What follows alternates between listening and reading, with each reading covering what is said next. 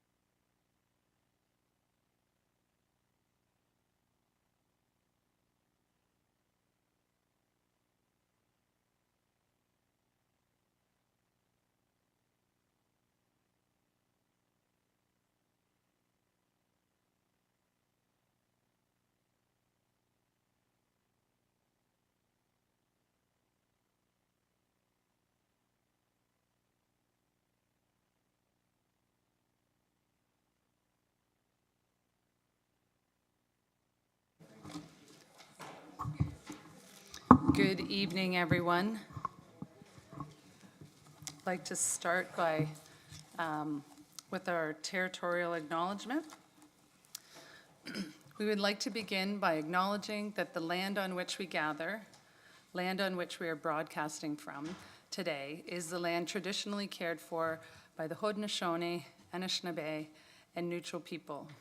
We also acknowledge the enduring presence and deep traditional knowledge and philosophies of the Indigenous people with whom we share this land today. And I'll just take a moment just to share a couple of thoughts, because we had the opportunity today, council and many of our senior staff who are here with us today, and the rest of our senior staff went out, I think about a month ago, to Crow Shield Lodge, which was, and we spent the afternoon there. So it was a really impactful and moving experience and discussion that we had there, and just wanted to say thank you to our Ready team, Sanjay and his team and Julie who organized that, and certainly thank you to Clarence and the people at Crow Shield Lodge for making time and space for us this afternoon. And he also gifted me a book that he co-wrote called North Wind Man. So I look forward to reading that at my earliest opportunity, and certainly happy to share it with anyone as well. And just wanted to also say that in the past month or so, I participated today in the Crow Shield Lodge exercise, but also had the opportunity to participate in a blanket exercise that, as part of my role as the University of Waterloo board member. And that was also, if you haven't had the chance to do that, if you have the opportunity to, it's a very, very moving and impactful experience. And for me, it was, I think, so far in my life, in my short life, don't laugh at that. In my life, it's the best history lesson that I've experienced in a course of about an hour and a half of colonialization, settlers, and the impact that it had on our First Nation people. So it certainly is another today, and the blanket exercise, and of course some of the readings and continued learning that I'm doing. It just reminds me of what I need to learn and unlearn, and the work that I need to continue to do, particularly with respect to, in my role, I think a lot about climate change, and I think the First Nations approach to thinking of things from a 7-generation perspective and stewardship of the land, it's really meaningful to me, and I think it really, it's impacting the work that I do and the way that I view it. So I just wanted to share that, and to thank again Clarence and his team, and Sanjay and Julie for organizing that experience for us today.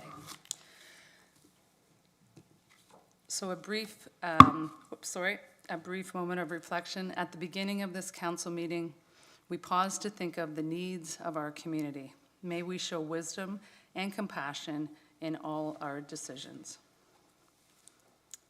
So we'll start, council. Is there anyone here who has a disclosure of pecuniary interest in the general nature of that?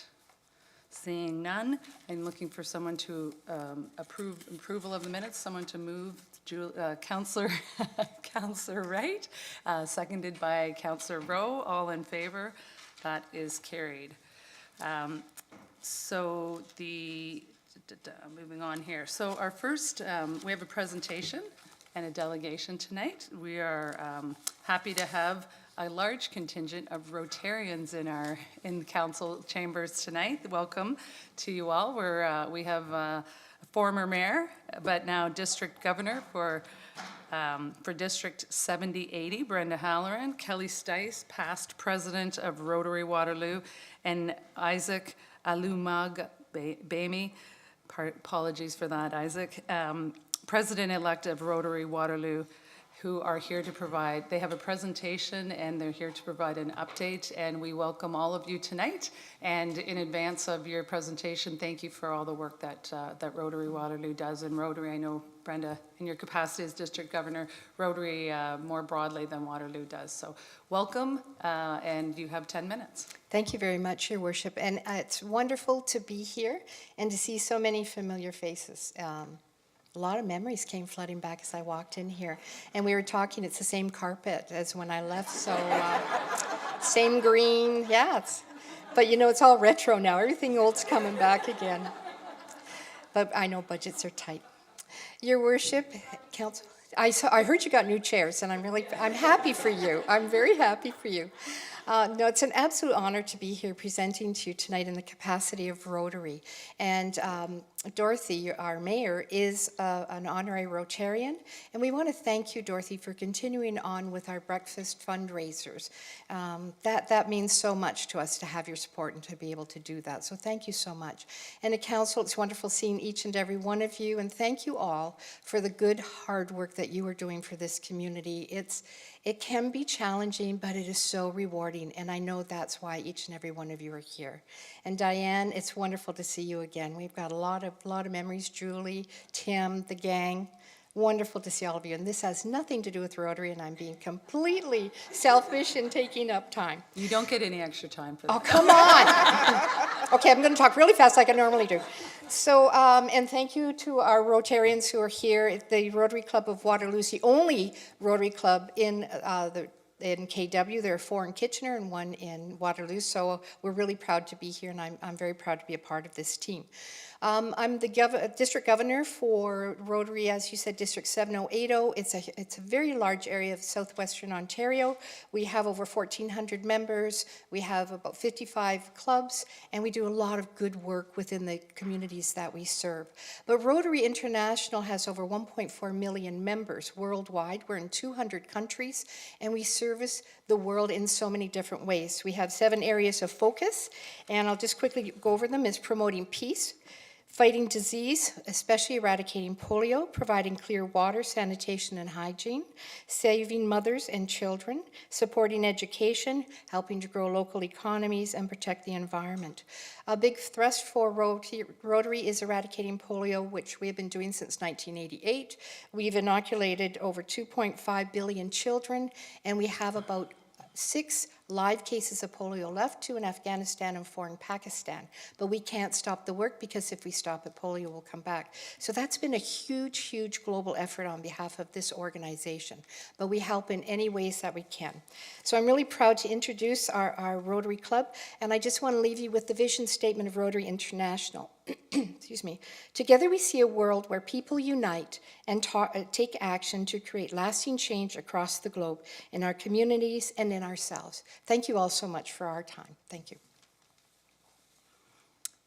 And by way of introduction, my name is Kelly Stice. I am the past president of the Waterloo Rotary Club. Our president, Carol, couldn't be with us because she is in Portugal, and we didn't find a way to Zoom her in, although I'm sure the technology exists.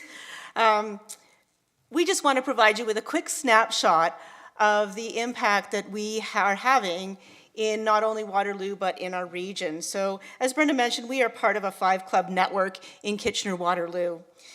The work that we do allows us to work collaboratively to achieve better outcomes that result in exceptional service to the community. If I don't say so myself, we've had a lot of opportunities for good impact. We support youth engagement and development through Interact, which is a high school level Rotary club. We mentor Rotaractors at the University of Waterloo and through the Peace and Conflict Studies program at Conrad Grable. Our motto is service above self, and while we do great work to fundraise to support local organizations, we also offer service to the community. We offer our time and talent in many ways, and some of you may recognize in the top left-hand corner, that's the lobby at the House of Friendship building, the new shelter care. We've had mentor evenings with students from the University of Waterloo. We have participated in the coldest night of the year. We've sat arm in arm with Waterloo Wellington Down Syndrome Society. That's the picture in the middle with the yellow shirts. We have put together welcome baskets for those coming from Ukraine and for those moving into the new residences with the Working Center. We tour and get to know our community partners like House of Friendship when they open their new residence on Weber Street. We honor and thank community volunteers through the presentation of a Paul Harris Fellow Award, which is the highest honor that Rotary can bestow. And we recently presented one to Linda Kenny. For those of you that know, she recently retired from Kidsability. And we maintain the Peace Park, which is currently located at Rim Park. And you might know that Rotary Peace Parks are seen all over the world. We have gardened at Supportive Housing of Waterloo and Mike's Place, which is named after a former Rotarian. We have picked weeds at Kidsability as part of a 5-club project. We annually help install lights for Wonders of Winter. We were able to get some little libraries built and stocked at Sunnydale and Herb West community centers. And even during COVID, we found ways to work at the food bank. Community grants are also a part of what we do, and we regularly fundraise to be able to support organizations in other ways. We have given in many ways to many organizations. We fundraise through our golf tournaments. As partners with RibFest, which you might recall not too long ago was in the parking lot just next door. And we have opportunities to purchase products where we receive portions of the proceeds. That's a lot of P words. And our signature fundraiser, if you don't know about it, is Golf for Kidsability Classic. And we have raised a lot of money. I'm sure Juanita can tell us what the grand total is, but we have made a significant impact over the years of service. And now I would like to take a moment to introduce our president-elect, who will take over the role July 1st of next year, Isaac. Thank you very much, Kelly. Good evening, everyone. My name is Isaac Oluwagbemi. Oluwagbemi, I mean, the mayor's, I think you mentioned it correctly. So I'll give you 11 over 10 for that. All right. So I feel so blessed for the opportunity to serve in the community as the incoming president for Rotary Club of Waterloo for next year. We've done a lot, and we really want to do more. And it's one of the reasons why we are here today is because we need you. You know, we need you to do more great things in our community. We want to invite you specially for you to join any of our meetings. We open our doors to you, and we also want to invite you officially to be a member as well, to continue the good work that we are doing in the community and in the world as well. We also want you to allow us to take a part of the garden of the Waterloo Park, to have a chair in the part of the garden. So we need your help with that to create more visibility and to create a space for folks in the community to sit and enjoy. We also want you to allow us to talk more about Rotary in the region. We're doing a lot of work For me, when I remember when I first came into the region in 2019, I was really blessed to continue my membership with Rotary, and I've been part of the Wonders of Winter Lighting, and I remember my first winter getting into the cold, you know. But I really appreciate every opportunity to go out there and do something in the community. So I'm really excited for the future of our club. With your support, we can really do so much more. So thank you very much for that. Any questions? Okay. And then just one last thing, so you'll see our new.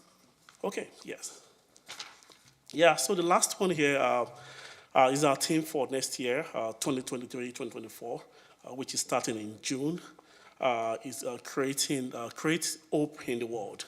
I plan to go to Singapore for our convention by next year. So the team is really to create more hope. We all know what's going on out there. So much crisis everywhere, homelessness. I think people really need hope. And the best we can do is to play our part in fitting some of those roles. So we're excited about creating hope in the world for 2023 and 2024. So thank you very much for the opportunity. Thank you very much, Isaac, Kelly, and former Mayor Brenda. Thank you so much for coming in to give us an update on what you're doing in the community. I know in 10 minutes, all that Rotary does can't be captured in just 10 minutes, and we do really appreciate all the work that you do. And Isaac, I think that's really amazing that you've only been in our community since 2019 and you're about to become the president. So congratulations on that. And yes, thank you so much for the Wonders of Winter. That's coming up in about a month. And so we're looking forward to the lights shining brightly across the park. And it's a great symbol of hope and of beauty in our community. And yes, I am, I don't know, we're really proud, or I'm really happy to continue to work with Rotary on our state of the city that's coming up. We don't have a date for it yet, but we are going to support supportive housing of Waterloo, and so really pleased about that. And again, thank you so much for your support of that organization, but just so many things that you do in the community. It really is wonderful. So council, any questions or comments from anyone? Yes, go ahead, Councillor Bassett. Thanks for you, Mayor McCabe. One of the slides said that you wanted help with the park in Waterloo, a bench in Waterloo Park. Have you already connected with staff about that? Or so it's underway, you know the process. I don't need to ask a question of Commissioner Dykstra about how to go about it? Super. Well, that's great. Can't wait. And I'd love to have a meeting, so maybe we can just figure that out by email. Yeah, I'd love to learn more. Thanks for asking that, Councillor. I don't know if Commissioner Dykstra, if you wanted to speak to that at all? Yes, to council, yes, we've received that request, and staff from our parks team would be happy to connect with the Rotary and look at current options as we look at new opportunities across the city and specific to Waterloo Park and other parks. So look forward to connecting and learning more. Go ahead, Councillor Rowe. Through you, Mayor. Thank you for that presentation and for all the hard work that you do in the community. It really is incredible. I actually was just interested in a little bit more information about the park and the garden that you were mentioned. So can you give me a little bit more of an idea of what you're thinking there? And I'll invite Isaac to chime in as well. But I think one of the things that we want to do is to create a space where people can come and gather. And we see that through a garden, and we see that through a bench where people can sit and perhaps, just enjoy themselves and contemplate the world. But also we want to have an opportunity to put some symbolism around Rotary and start to get to allow people to understand what Rotary does. We would, really appreciate putting a plaque so that it gives just a little bit more information. Rotary has a huge history, not only in Waterloo, we've been around for 60 years, but in this region. The Kitchener Club just celebrated 100 years last year. And those are significant contributions from service clubs where we see them, having difficulty with membership. We're really proud that we've maintained a steady club over COVID when it was, challenged us the most. For people who join service clubs, you like to get out and talk to people, and COVID really kind of challenged that part of us. So, Isaac, did you have any other things to add? No, I mean, You're good? Yeah, for the sake of time. So Yeah, I think yeah. we've said it all. That's great. Thank you very much. Thank you again. Any other comments or questions? Seeing none from council. Thank you again, and thank you for allowing me to be an honorary member of the club. And again, thank you for the ongoing work that you're doing. And we look forward to an update about the bench and the garden. Thank you so much. Okay, so moving on, staff reports. The first one is Streamline Development Approval Fund. And Mr. Cotter is here with a presentation. Welcome, Joel.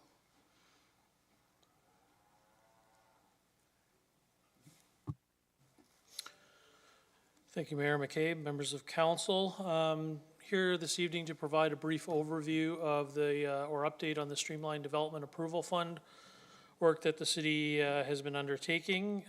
Within your packet this evening is report IPPW 2023-058, which provides an outline of the work that we've undertaken over the past year and a bit. So for those just wanting a bit of a refresh on the Streamline Development Approval Fund, it's an initiative that's really driven from the province of Ontario. As everyone knows, the province is committed to constructing 1.5 million new homes by 2031 to address the current need for housing. And the Streamline Development Approval Fund was derived from the province's efforts in that area. And it's a $45 million grant, essentially our program, our funding program, designated to assist the largest municipalities in Ontario. There's 39 that were eligible under this program to modernize, streamline, and accelerate processes related to managing and approving housing applications. And the program is run from January 19th, 2022 to November 1st, 2023. And really it's an important tool to support municipal partners so that housing can be built faster. It recognizes that the province and municipalities need to work together to increase the supply of housing and make housing more affordable for Ontarians. And under this program, the city is eligible to receive up to $1 million. So through the program, the city undertook 12 separate initiatives. I'll walk through each of them briefly. They're outlined in more detail in the staff report. The first initiative was a planning and building services workforce review. The city retained KPMG to essentially look at and examine our staff needs and our processes around the anticipated development review workloads that the city will be facing, identify resource gaps with the goal ultimately of streamlining development approvals. 6 divisions were assessed: planning, building, engineering, transportation services, finance, and legal services. And ultimately in the city today, we have about just around 98 individuals who are involved in development review, which would equate to 53 full-time equivalents in terms of staffing.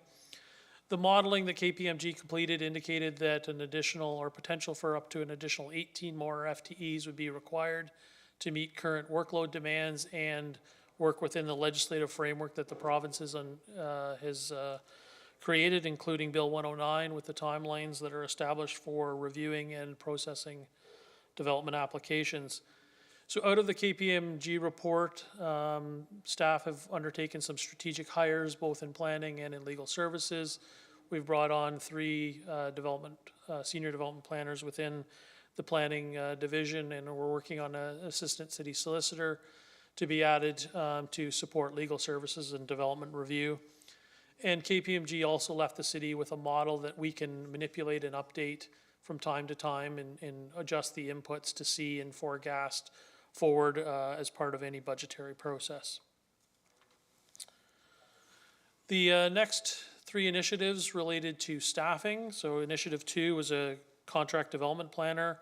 That individual processed a number of official plan amendments, including Official Plan Amendment 34, which streamlined various development processes and also provided some delegation of minor planning decisions to the Director of Planning. Also, the individual processed a number of zoning applications that combined were around just over 1,000 residential units and contributed to pre-consultations with around 4,420 potential residential units, as well as assisting with a number of planning applications related to site plan and demolition control. The third initiative was to retain a site plan coordinator on contract. That individual helped the city advance 36 pre-consultations in 2022 and through part of 2023, with another 25 site plan applications and 57 site plan addendum applications.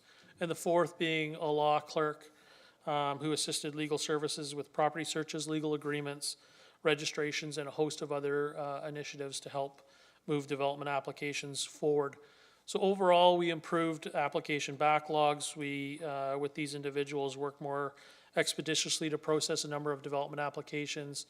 We've amended policy to further streamline development approvals.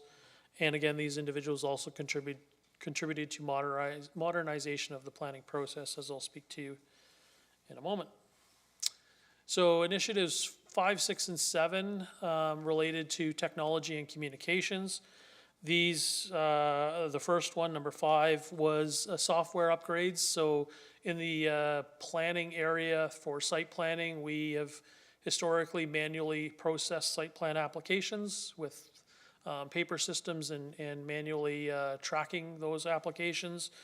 We, through this program, purchased the Amanda module for planning and have worked to customize that model to assist and modernize the site plan process and created an online portal that will allow applications to be seamlessly applied to the city online. And I'm happy to advise council that the version of Amanda and the portal have been uploaded for live testing as of October, and we're hoping to launch that to the industry in November. Number 6, the initiative is a regulatory management services review and market scan. This was really to evaluate the best software solution going forward, particularly in building standards, to determine whether the current Amanda system or another software product was preferable in order to move the city forward with our business into the future. So that market scan looked at other software solutions out there in the market, and ultimately we retained Perry Group to assess the various softwares. And Perry Group ultimately concluded that we should remain with Amanda, continue to invest in Amanda, and provided various recommendations on options to strengthen the Amanda process and make improvements. That has allowed building standards to move forward and budget for and start to work on enhancements and further investments in the Amanda module with other divisions across the city. Number 7 speaks to streamlining consultation and engagement initiatives in the city. This is really headed up by our communications division. We retained a digital services consultant to assist us to leverage Engage Waterloo, to improve the city's web page, also to prepare electronic forms for development applications, and to improve electronic consultation and notices. And as indicated just on the slide, is our new notice template that we will be moving forward. There will be larger signs, more detailed signs advising the public as to the development applications that are occurring within their area. The 8th initiative was to undertake terms of references to help define what complete applications look like at the City of Waterloo. We retain third-party consultants to undertake terms of references for each of the bulleted studies that are listed on the screen. Those are all available now online and available to assist consultants in preparing the types and the standard of study that the city is looking for are looking for to process applications within the provincial timelines. And in our spirit of collaboration within the region, the city of Waterloo has shared all of our templates with the area municipalities in the region to enable them to also streamline development approvals within their municipalities in a collaborative effort. The next three initiatives relate to studies that were undertaken through the initiative. First one was a parking review study. It really looked at opportunities to lower parking rates within the city. The zoning bylaw was done in 2018, so we're in about a 5-year review time period. So it was really to look for opportunities to lower parking rates within the city, or to find opportunities to create fewer or lesser development applications. Fewer would be allowing development applications through adjustments to the parking standards that the city has to proceed outside of zoning directly through to site plan applications, or lesser maybe to avoid a zone change application and just do a minor variance. And there were a number of other objectives that were undertaken through the parking review study. Those included assisting with modal shift, assisting with affordability, more efficiently using land, as well as working on reduced reliance on automobiles in relation to climate change. Number 10 was a review of community planning permit systems. We retained SGL to complete this work for the city. It's essentially a system where you merge zoning and site plan together to more efficiently advance applications through the development process. And so it's an opportunity that exists under the Planning Act that not a lot of municipalities have used, but it's a tool that could very effectively be used in areas such as station areas. So for part of our next initiatives in terms of the work that we're going to work on through station areas and some of our intensification areas, reviewing opportunities for the community planning permit system is part of that investigation work that we want to do. But before we embark on potentially determining or providing recommendations to council, we wanted to get a better understanding of the CPPS system, as well as create some educational material that we can then advance out to the community as part of an engagement process. So that was done with the help of SGL. And number 11 is a built form review study that was undertaken by SVN, who are planners and architects. They assisted us in reviewing our built form standards, and particularly looking for opportunities where heights can be increased and densities can be increased within the city, as well as a review of our massing regulations within the current zoning bylaw. And as indicated in staff's report, there were a number of recommendations that came forward from the built form review study that will be reviewed further. Each of these analysis and studies that were undertaken will ultimately form part of or be used to inform the official plan review, and potentially may lead to some city-initiated zoning bylaw amendments in the future, and particularly in relation to parking. The last initiative was just a minor initiative to purchase some equipment for process efficiencies, mostly monitors for staff to enable that shift from paper reviews to complete digital reviews. In terms of financial update on this initiative, the city has spent around $945,000 of its $1 million allocation, so 95%. In addition, we have another $30,000 that will be approved through purchase orders by the deadline of November 1st, bringing us to 97.5% use of the grant monies. So ultimately, before council this evening, we're looking for council to receive and approve the report for essentially information and some of the directives therein to, again, to use those studies as part of informing our official plan review and other planning work that we have on the go. Number 2 is for council to approve the hiring of one assistant city solicitor to be funded from staff savings in 2023, and that the financial implications of the position be referred to the 2024-2026 operating budget for permanent ongoing funding. And finally, that Mayor McCabe formally thanked the Premier of Ontario and the Minister of Municipal Housing and Municipal Affairs and Housing for the province's support of its municipal partners by way of the Streamlined Development Approval Fund, and to recommend that the province continue to support municipalities by funding more initiatives that bring housing to market faster and streamline development approvals. It's often difficult for municipalities to find the level of funding that the province has provided to work on streamlining development approvals. And through this funding opportunity, we've made significant strides forward to both improve our systems and identify opportunities to continue to improve development review works going forward. So that's my presentation. I'd be happy to answer council's questions. Thank you very much, Joel, for another very thorough presentation.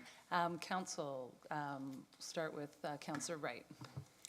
Thank you very much. Through you, Mayor. I have to commend your team for such a huge amount of work. I mean, Bill 109 passed in spring 2022, and we started council last year with Bill 23. That's a lot of change, a lot of reorganization, a lot of modernization. So I just want to commend you and the team for that work.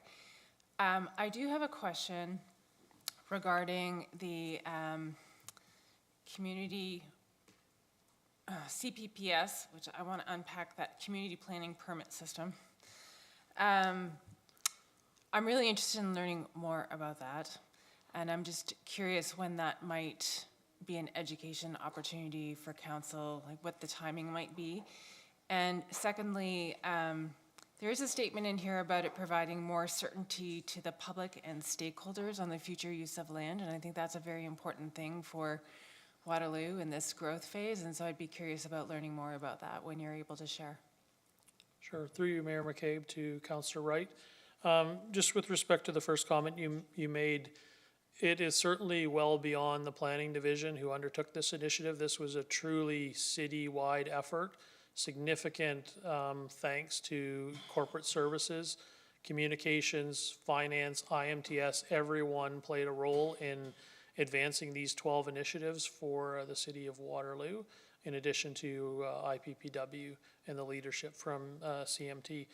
So again, thank you to corporate services for their management of a number of these initiatives and assisting into advance the webpage enhancements, the Engage Waterloo enhancements, our signage enhancements, the finance work that's been completed to date.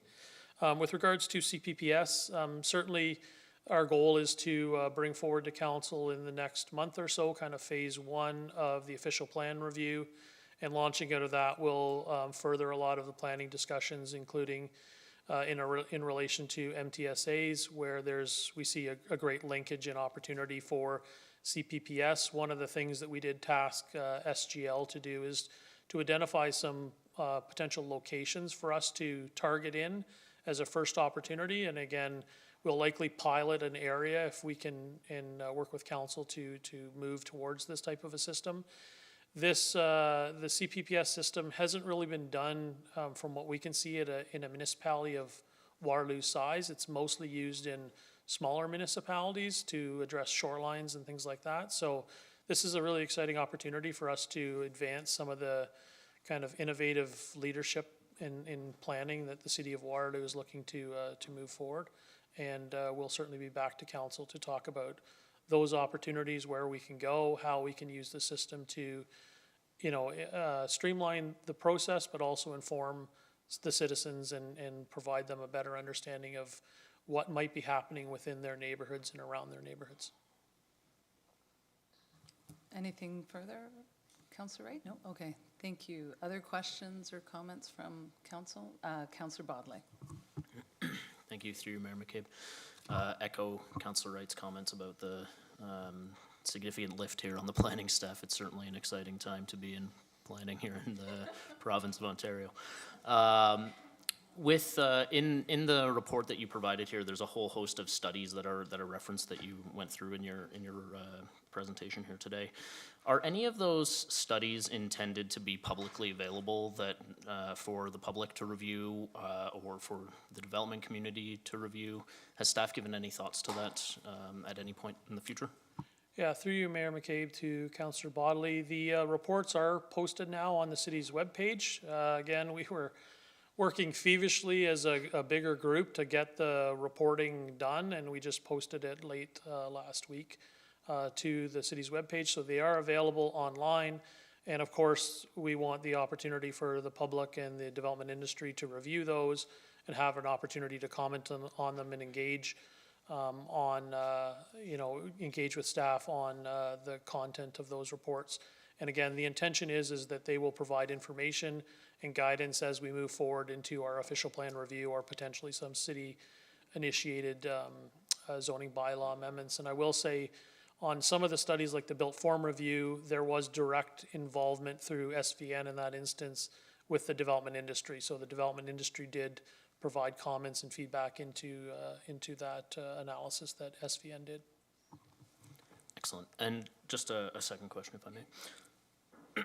Excuse me. So one of the recommendations, I guess, is to provide direction to staff in the general direction of what the studies are sort of suggesting here.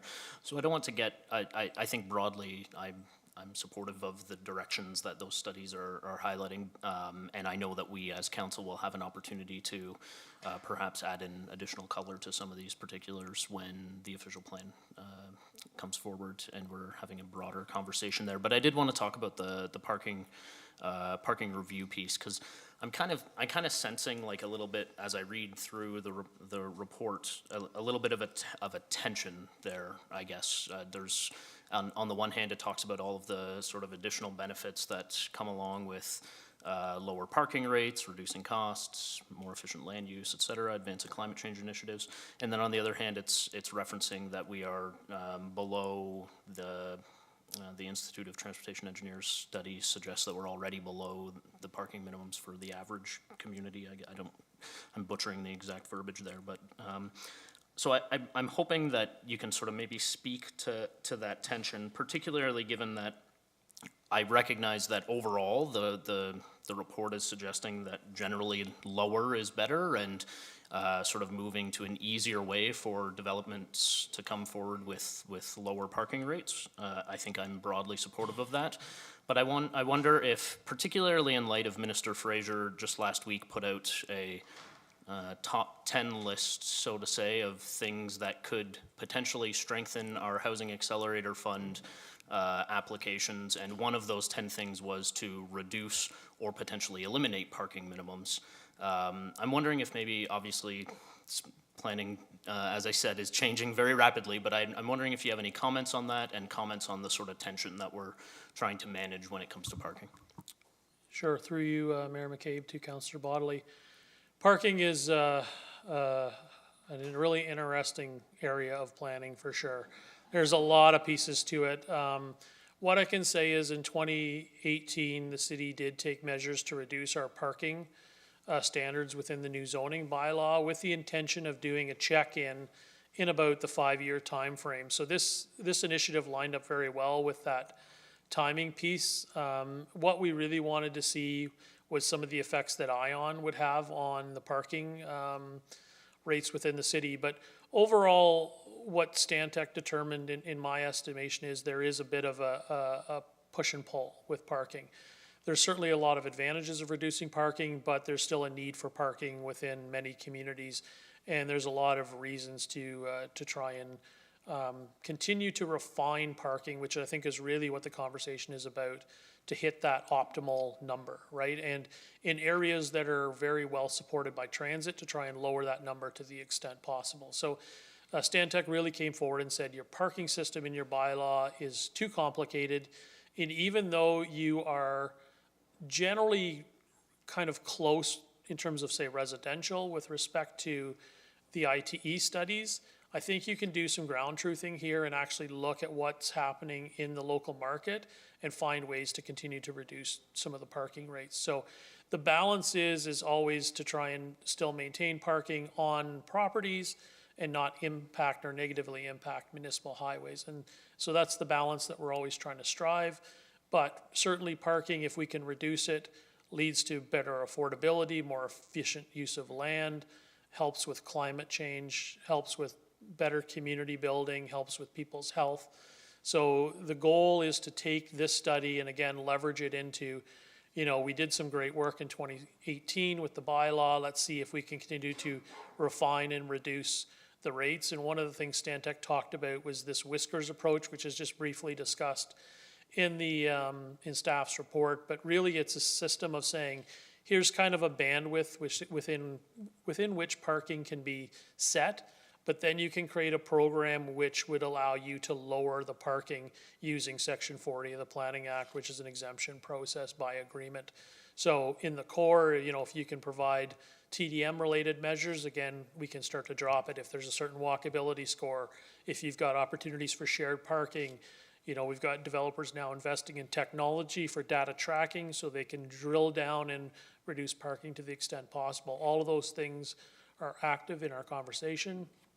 And we'll use this work as the catalyst, if you will, to start to do a second refinement to the zoning standards that we have, with the overall goal, which was the purpose of this study, is where can we reduce? That's the goal.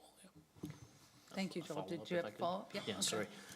Thank you for that. It's really helpful, Joel. And just understanding that a lot of this is, the intent is for a lot of this to come back during the OP discussions. I'm wondering if you can highlight for council what the process for that might look like, because I'm sure we could have an entire very long debate and council meeting just on one of these studies that you've highlighted here out of the three, let alone the entire sort of nature of the official plan in general. How can you share with me how you anticipate bringing that conversation to council on such a large document such as the official plan, so that council can weigh in on some of these topics? Through you, Mayor McCabe, to Councillor Bodley, we're still working on the logistics of that, to be honest. But what I would say is we're breaking the official plan into pieces that are, you know, smaller. It's not the entire plan that we're going to bring forward to council in one go, if you will. It'll be broken down into more manageable pieces that will focus on particular topic areas. So looking at things like height and density within the city, where should we be, adjusting some of our land use planning framework. That will be kind of the phase one thrust, if you will. And it'll allow council to focus its conversations around kind of topic-specific areas in planning. And again, these types of studies will feed into that. But we do want an opportunity for the industry and for the community to have an opportunity to review these studies. And unfortunately, some of them were just being completed in the last week or so, so we haven't had that opportunity, and that's why we'll use them as, again, a resource as we move forward into the official plan review or our other city-initiated planning exercises. Thank you, Councillor Bodley. Are there any other questions or comments from council? Seeing none, I'll just a question, comment and a question. I echo certainly what Councillor Wright and Councillor Bodley said about just the tremendous amount of work that staff have put into this. So thank you for that, and certainly thank the province for providing the funding necessary to be able to hire the expertise and take the time needed to make all these improvements. So that's certainly really, really good. I'm just thinking, of all the work that you've done through the city in order to find ways to streamline our processes to get housing approvals through more quickly and more expeditiously. I'm just wondering if you could comment on, the other side of the coin is the private sector, and is there anything that, sort of if you had a wish list of one or two things that the private sector, the developers coming in could do, like is there a similar parallel process that they are going through or that the province is going through to kind of take a look at the processes on the other side of the coin? Like, what would you like to see changed on it, if you feel comfortable commenting on that? Through you, Mayor McCabe, in response. I think in terms of the development industry, certainly it's a collaborative effort. This initiative was talking really about the province working with its partner, the municipalities, and moving this work at the local level forward in terms of streamlining our processes. But certainly in terms of the industry, there has to be continued dialogue. There has to be better education and communication. And for us to move forward in the timelines of the province is set, the ability for the industry to engage in our official plan review, to help us refine our zoning standards, that, you know, when we establish a regulation, that it's something they can build, it makes sense, it's economically viable for them to have those dialogues. And we struggled in the past getting the industry out to comment in a substantive way on the zoning bylaw review or the official plan review. So certainly the ability for the industry to engage in a more detailed way on some of our planning work would certainly be helpful. And then certainly, you know, the industry has a number of other variables that aren't necessarily before the city you know, when we're looking at making decisions. So again, that communication and explaining to the citizens and the city, you know, what are some of the things that they're having to contend with in terms, whether it's financing, interest rates, you know, they're looking at certain things that are influencing their decisions. And again, that open dialogue and communication, the trust, if you will, of here's what we're facing, can you help us move in this direction? That is all helpful in terms of getting a constructive dialogue when these development applications come forward. And as council's aware, a lot of the applications we see are not small applications. These are big, multifaceted, very detailed applications that require a lot of discussion and a lot of problem solving to try and get the best solution, the optimal solution that we can. So certainly to continue to work with the industry, both the low-rise builders, the Home Builders Association, and the intensification builders. Thank you very much for that. And yeah, I think it's really important to note too that just in 2023, in addition to all the work that you've just outlined here, there's been, I think the number is about 11,000. The last number I heard was about 11,000 housing units have come forward in some way, shape, or form in the approvals process. So that's a tremendous amount of interest in building here and a tremendous amount of work that staff's going through to assess those and work with the developers and work with the community to get those to a place that they can bring them to council. As you said, it is a collaborative effort, and there's the work that the municipalities do, and then there's the work of getting the shovels in the ground once those approvals are in place. So again, thank you so much for everything that you and your staff team and through you, the other people who were involved with this report and this study have done to, I think sounds like we're in a good place. There's lots of interest in building in Waterloo. We just need the interest rates maybe to stabilize and the construction costs to come down a little bit, and we'll be going full steam ahead. Yeah, it's certainly a complex system, but thank you, and thank you to the province, and thank you to corporate services. Thank you so much. I seeing no further questions. Thank you very much, Joel. Really appreciate it. So the next report, oh, sorry, there was recommendations with that. That's right. Sorry. Oh, they're back up on the screen. Okay, sorry about that.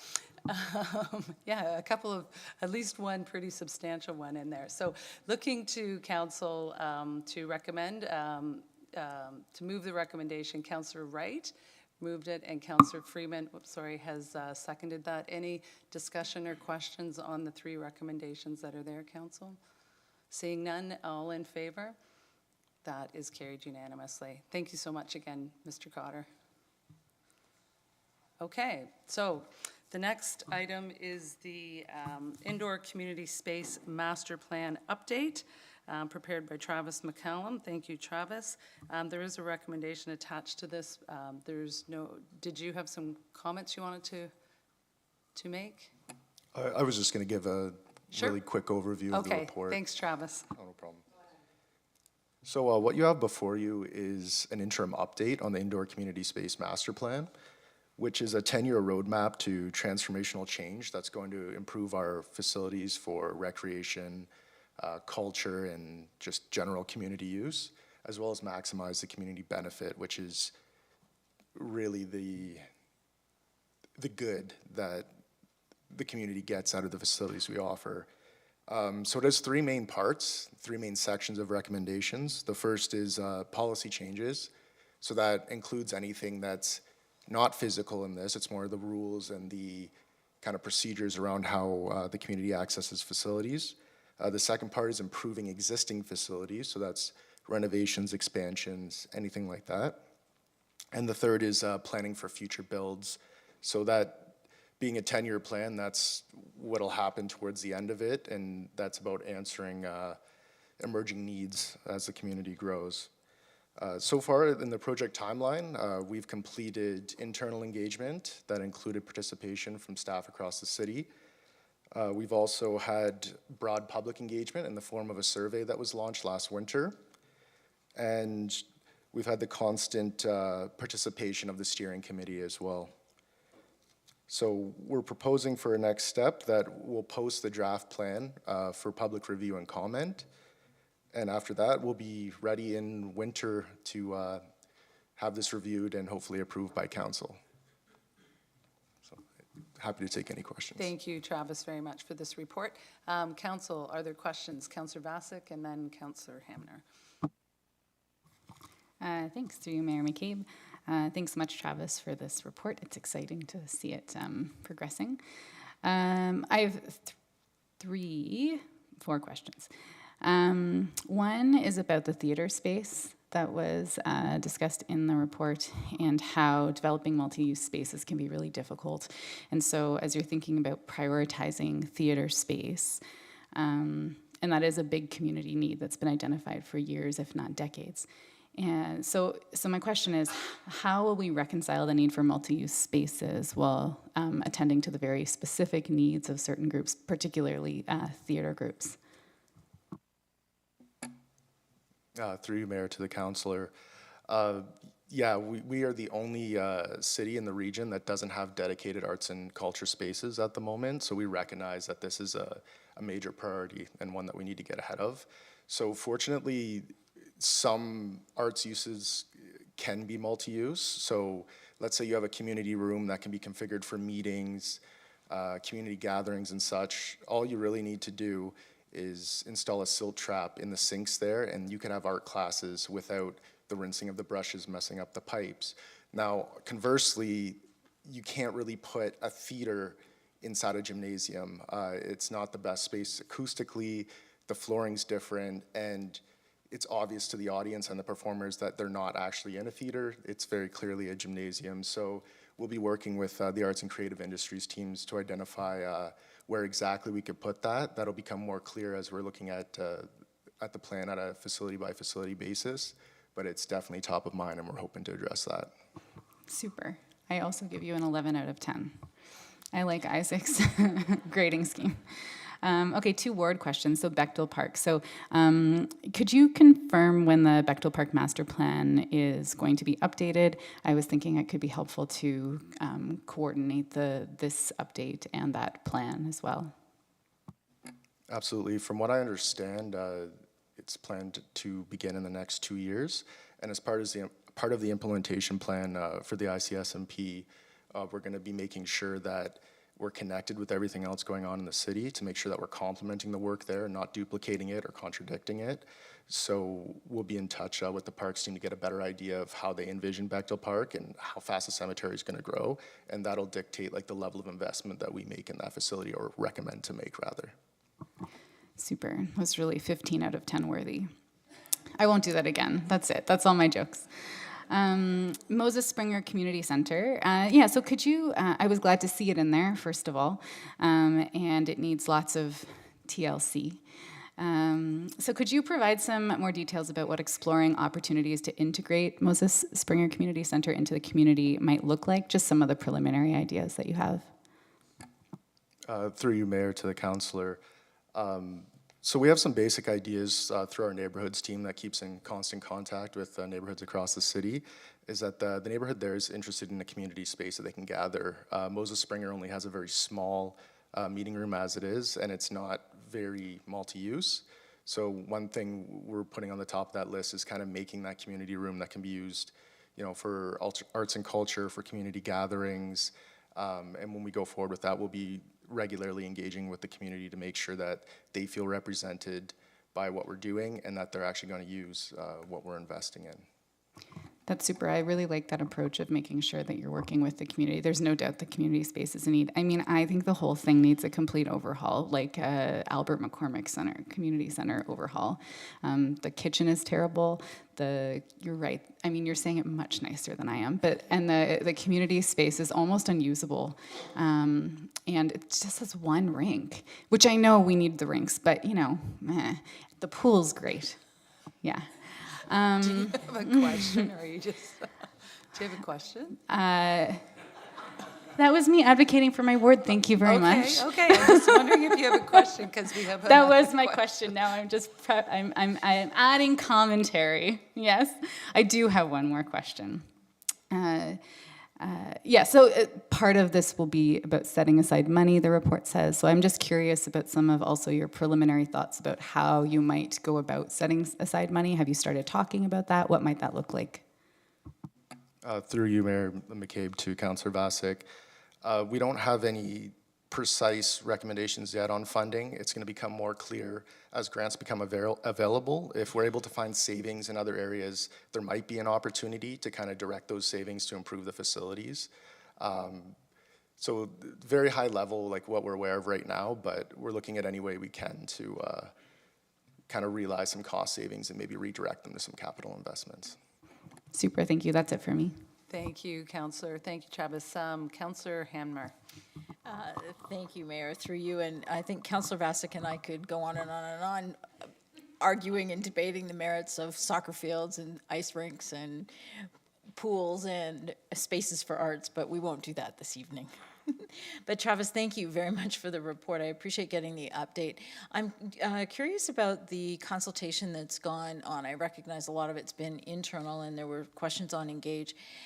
Can you tell us about the consultation that's gone on with the affiliate groups all across the city? How have they been engaged to this point? Through you, Mayor McCabe, to Councillor Hamner. At this stage in the plan, we're doing broad, high-level engagement because the roadmap is high-level and the path to follow. So as we get closer to the ground with implementation, we're going to be doing focused engagement, facility by facility, affiliate by affiliate, and that's when we have the details kind of figured out and we're able to get on the ground and have those in-depth discussions is when we'll be reaching out. Okay, it won't be too far along in the plan when you, I worry when I hear once the details are worked out, you're gonna ask for feedback. Is that gonna be too late in the process? Through you, Mayor, to the councillor. We're planning for meaningful engagement, so what we don't want to do is go out there too early and then find out that the ideas that we have aren't able to move forward due to an issue with the fire code that wasn't foreseen, zoning, we got some hydro corridors around some of the facilities that we have to consider. So it won't be too late to make change. We'll just know what's actually possible and what we're able to accomplish. That's great. I appreciate that response because I think the last thing we want to do is go out with something that's already baked and it won't be a meaningful consultation. But if you're working out all the possibilities of things or know the answers to what might not be possible, I think that'll go a long way too. So thank you. Thank you, Councillor. Councillor Wright. Thank you, through you, Mayor. I just have two questions, one, and they both deal with the same theme, and that is the timing. So number one is regarding the dedicated space for arts.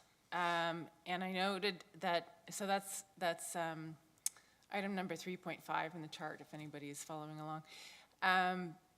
That it's in the 3 to 6 year time frame, and I'm wondering if there's stuff that can or will be happening in the more immediate term, as in this term of council, considering the urgency of the need within the arts community and just the consistent struggles that they face with COVID response. That's question number one. And question number two, because it also has to do with timing, is just regarding the Moses Springer Community Center and the optimization of the pathway up to the transit, and wondering why that was maybe in the longer term plans rather than the shorter term, like this term of council. Thanks. Through you, Mayor, to the councillor. Thank you for the questions. For the dedicated arts and culture space, we're hoping to get it done closer to the 3-year than the 6-year mark. We're gonna have to identify a space that could house something like a black box theater. So unfortunately, while it is a priority, it's not one that's easily accomplished. But we're hoping in the meantime to maximize our general use community spaces for use by arts and culture. So that could benefit the visual arts, dance groups, stuff like that. So we're hoping to get that out of the gate a lot quicker, and then hopefully the theater prospect could follow shortly thereafter. As far as the path goes at Moses Springer, we're just not too sure at this point, like what would be involved and what barriers we might face. It's, as you know, Moses is kind of in a weird spot, just nestled on that hill there. So that's just me being a little bit conservative with the projection on that, just in case we do run into those kind of issues. So it's possible that it could be done ahead of time if the recommendation is accepted. That was just a conservative estimate. Okay, thank you very much for that. And I think just one last item. One of my favorite little bits of community volunteered artwork, AKA graffiti, is on the base of the swimming pool at Moses Springer. It's behind the bushes. And I just wondered, hopefully it will stay there because it's really awesome. But my comment really has to do with whether the artwork commissioning that is also suggested here, I mean, artwork commissioning, that's not necessarily the right term, the inclusion of artwork in some of these community spaces, whether that could include murals, just being inspired by Laurier's recent installation and the sort of collaborative aspect of creating murals is a great community exercise that could be led by the arts community. So I'm just curious about that, whether that could be included within that artwork incorporation. Through you, Mayor, to the councillor. Yeah, like we're, like, from where I stand, we're open to any possible avenue for enhancing our spaces with public art. You see examples at other facilities in other cities, such as welcome walls, where you have greetings written in all the languages of the area just to make everyone feel welcome and to liven up these spaces that are otherwise quite institutional with how they feel. In terms of how we would engage the arts community, I would defer that question to the Arts and Creative Industries team, but I know that they're really passionate about the arts and working with the community, so I wouldn't count anything out for what's possible in that regard. Thank you. Thank you, Councillor. Any other questions from staff or from council? Thank you very much. Appreciate the report. Just wondered if you could give a couple of examples of changes or something new that's changed in the design and the use of space that better reflects our community and particularly equity-deserving groups. Just for clarification, Mayor, do you mean something that's actually happened or something like in the plan? Something like the report referred to some changes that have actually happened. So I was just wondering if you could just give one or two highlights. I'll defer to Beth on this one. Thanks, Sure. Beth. At the new community pavilion, there are washrooms that are currently gendered, but we've built them in such a way that they could become gender neutral. And there is a plan to move that forward.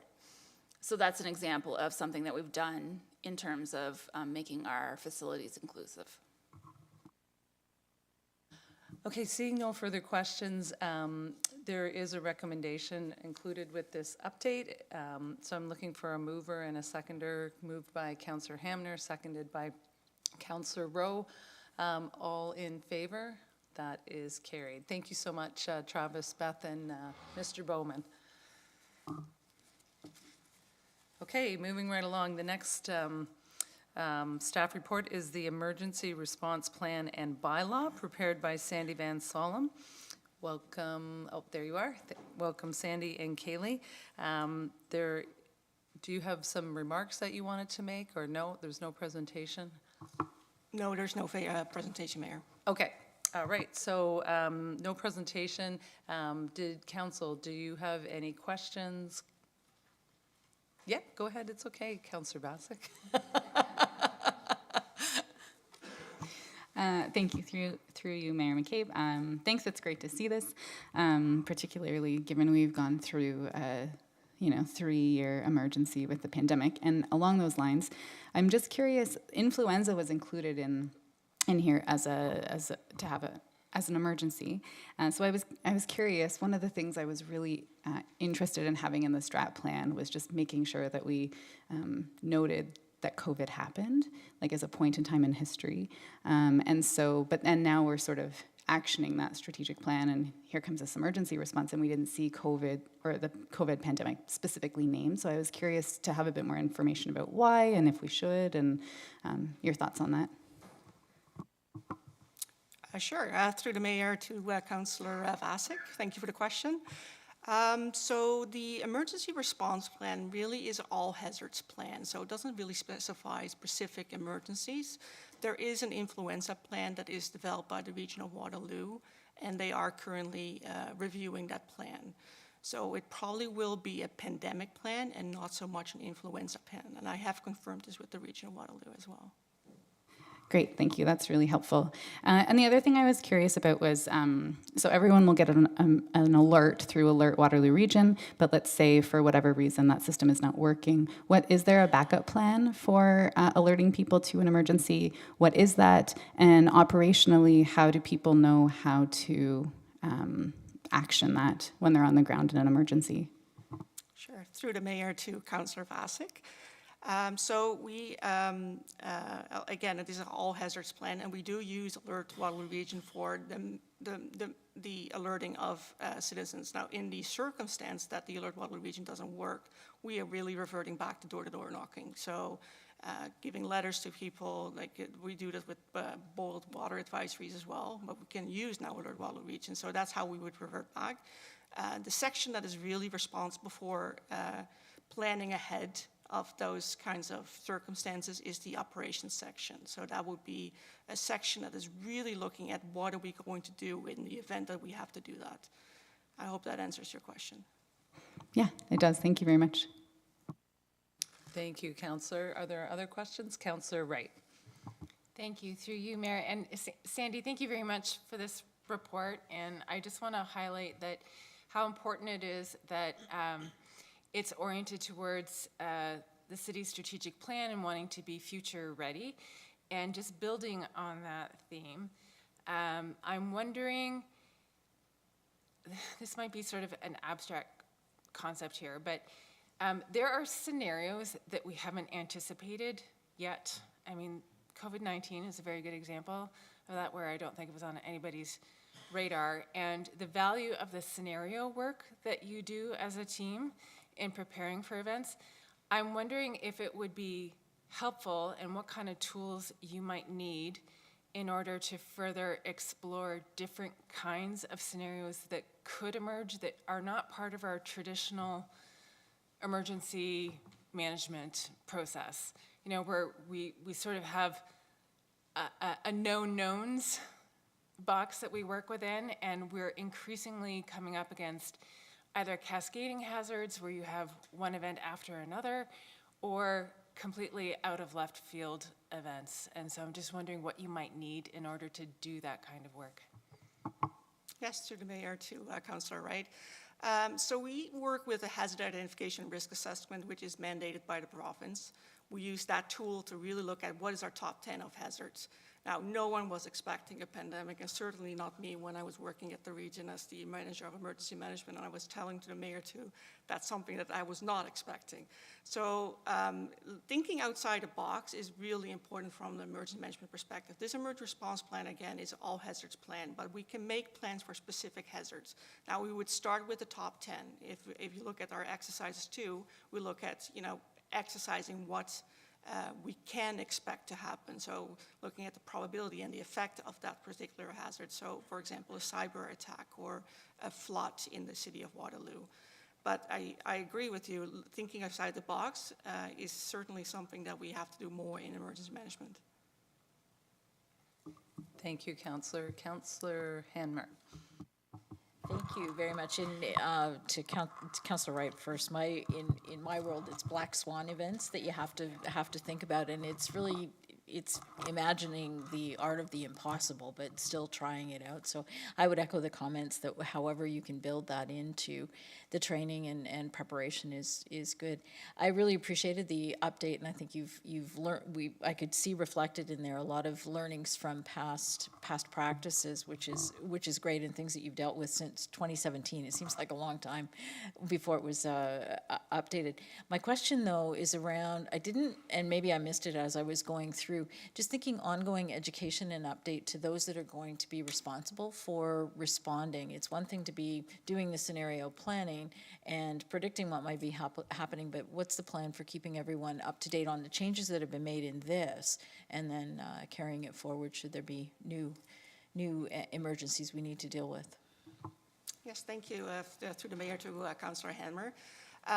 So we do an annual training exercise as well as an actual tabletop exercise with our emergency control group. This year we're actually doing the alternates, so then we have the entire group trained on a specific scenario. What we would do too when it comes to the support group is maybe develop an online training module where it talks about what their roles and responsibilities are in the emergency response plan. That's something that's not yet on the docket, but I would highly recommend that we do that, because there's a lot of people involved in responding to emergencies, and we saw that with COVID. Everyone was all hands on deck, so we need to train and exercise as many people as we can. And I think you've raised another good point. It's not just the city's response, but it's the broader city responding to it. So thank you. And following along Councillor Wright's questioning, what do you need to be able to do that? What else might you need from us, or what should we be considering to support you in being able to do the planning the way you want to do it? Through the mayor to the councillor, staff would be helpful. Figured that would be part of the answer. I have the assistant deputy here with me. She is helping with the emergency management program. We had a co-op student that was helping as well. It's emergency management, and COVID has changed that a little bit. It wasn't always at the front of everyone's minds, because it never happens to us. Yeah. Now it is. So if one thing I would recommend is to dedicate a person at the City of Waterloo on the emergency management program. Just emergency management. Thank you very much. Sure. Thank you for that, Councillor Hanmer. Any other questions from council? No? Oh, sorry, go ahead, Councillor Freeman. Through you, Mayor. One of the things that happened in previous councils was, as you said, they did the alternatives training, so it wasn't the mayor, but it was like a deputy mayor or an alternative decision maker. I was sitting at the table then, and I think it was incredibly useful, and I don't know whether it's even possible that, and I don't know whether it's possible for the clerk's office, for council to actually sit as witness to seeing how that plays out when it's a region-wide exercise. Because any one of us could find ourselves in the position of being the acting mayor, and the mayor's, out of the country or whatever, and decisions have to be made. And I don't think that the first time somebody sees that should be the time that they're acting. I've only done it once in 20 years, and I don't think that's the right way for it to play out, truthfully. No, go. I was going to say, I don't know if the question was, but I think you understand the question, and that was all I was going to say. The question is, yes, you're going to do an exercise with an alternate. Whoever's acting mayor will probably be the one sitting at the table, but I think there's value for all of council to at least witness, whether we're sitting in the room or in the, whatever. Sure, through the mayor to Councillor Freeman. So what we do in an exercise and what's mandated is the exercising of the municipal emergency control group. So that is, the chair is the CEO. Now, council has a big role to play when it comes to emergencies. I would really like to invite every council member here to come and look in how we do an exercise. Now, we're also going to do training for council specifically. And we're going to talk about declarations of emergencies, to provide emergency orders, et cetera. So really the role of council in the event of an emergency. But my invitation stands. If you would like to watch an exercise happening, you are more than welcome. Thank you for that, Sandy. And do note that we have a council orientation on November 6th, so just as a reminder to council about that. Sorry, did I see another hand go up, or did you have a follow-up, Councillor Freeman?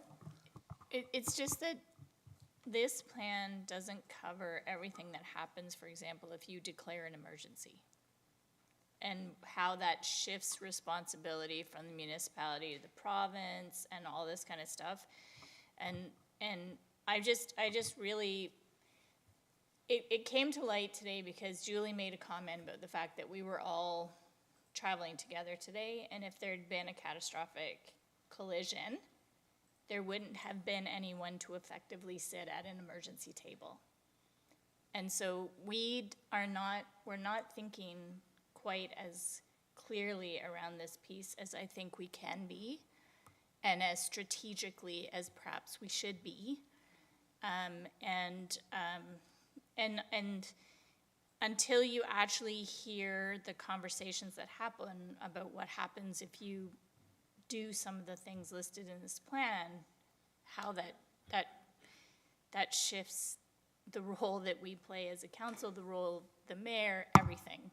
Sure, yeah, and I know for me personally, given that it's my first year as mayor, the orientation next Monday is certainly going to be instructive, but I see that the clerk would like to make some comments as well. Thank you, Mary. It's through to Councillor Freeman. So we do have a session dedicated next week for council. So you'll receive information on that, along with steps such as declaring and terminating the emergency. But also please know that staff would be available to assist whoever is in the acting mayor position at that time, and staff are regularly trained and updated. So, but you will receive additional training next week, and then we can discuss if there's additional training needed beyond that. Thank you, Julie. Any other questions, comments? No? Okay. Thank you so much, Sandy and Kaylee, for this report. And yeah, as we said, look forward to the orientation next week. And there are 3 recommendations that are with this report, so I'm looking for a mover, Councillor Hamner, and a seconder, Councillor Bassick. All in favor? That is unanimous. Thank you so much. Okay, so we're on to the public meeting portion of the agenda, and we have the report is zoning bylaw amendment Z 23-29, Canadian Tire Properties, Inc., 650, 654, 656, 660 Herb Street West. And we have a report here prepared by John Voss, our planner. And I will start by reading the procedure for formal public meeting. This is a formal public meeting to consider item 9A, zoning bylaw amendment Z-23-09, Canadian Tire Properties, Inc., 650, 654, 656, and 660 Herb Street West. Any persons who want further notice of this application, including the passage of any bylaw, should sign the appropriate register in the binder located on the desk at the rear of the council chambers. If there is more than one binder, please make sure you're signing the appropriate one. Will the clerk please advise council of the method used to give notice of the meeting and the dates notice was given? Notice was advertised in the KW Record on October 5th, 2023, and mailed or emailed on October 2nd, 2023, to all property owners within 120 meters of the subject property and to public agencies. An informal public meeting was not held. Thank you. So we'll turn this over to our planner, John Voss, who will give a brief overview of this application. Good evening, Mayor, members of council, city staff, and the public. This is the formal public meeting for Z-2309, Canadian Tire, at the intersection of Herb Street West and Herbsville Road.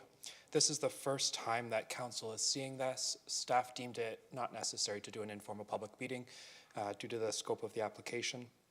As such, additional public notice was provided in order to ensure sufficient awareness and opportunity for involvement through the process.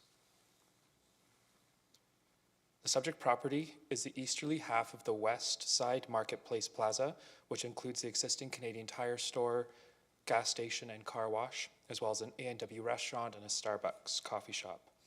The property is at the south end of the Clare Hills neighborhood and within walking distance from the Beechwood West and Westville neighborhoods. The city's official plan designates the property as mixed-use neighborhood commercial, which allows for a variety of commercial uses to serve residents and the surrounding neighborhoods.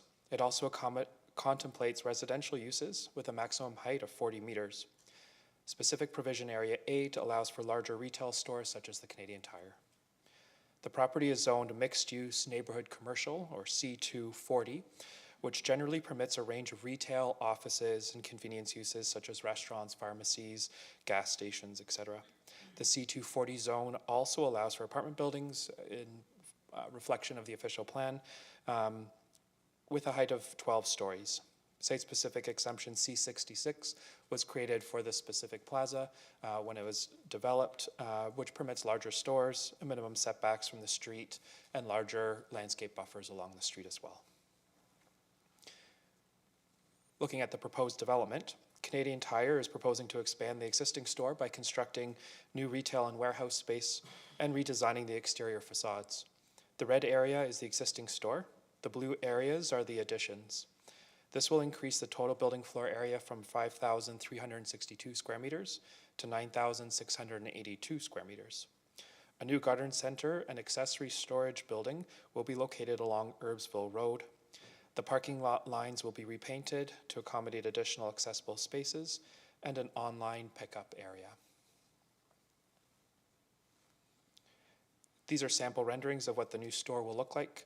The red arrows indicate the sections of the new sections of the building. The applicant will speak more about the building design and purpose for the addition through their presentation. Now the fun stuff. The applicant has requested various site-specific zoning exemptions to support the proposed development. I'll go through them one by one. Reduce the street line setback from Erbsville Road to an average of 7.5 meters, but in no case less than 4.5. That applies just to a corner of the new addition that's going to extend closer to the street while the rest of it's further away. Reduce the landscape buffer along Erbsville Road to an average of 6 meters and no less than 4.5. Again, making sure we have sufficient landscaping along Erbsville. Allow existing pylon signs, retaining walls, sidewalks, light fixtures, and utility boxes within that landscape buffer, which would normally be excluded within a landscaped area. Number 4, increase the total building floor area on the site to 11,000 square meters. Currently, the regulation is for up to 10,000 square meters. Increase the building floor area of the Canadian Tire to a maximum of 9,750. The current regulation doesn't really work with the existing store based on gross leasable area, and so it's more of a technical increase, and then also to support the addition. And finally, to assign a parking rate of 2.88 parking spaces per 100 square meters of building floor area, which is a slightly different calculation to how it currently is calculated based on gross leasable area as well. So staff have reviewed all of these requests and various studies and reports in consideration of the application, including a noise study, which concluded that sound levels from the proposed development will be within allowable limits. As such, staff recommend that Council approve zoning bylaw amendment Z2309. Staff also recommends that Council direct the Site Plan Review Committee to review and enhance pedestrian connections through the site and to enhance landscaping along Erbsville Road to screen the new development in accordance with the West Side Marketplace Urban Design Implementation Study. This concludes my presentation, and I'm glad to answer any questions from Council. Thank you very much, John. Council questions? Councillor Freeman? Through you, Mayor, I just had a question with regard to permitting of the pylon signs. Like, is that mainly just to allow it to happen provided they go through a sign variance process, or it's to carte blanche allow pylon signs wherever and whenever they want? Through you, Mayor McCabe, to Councillor Freeman. It's to recognize existing items that are within the landscape buffer.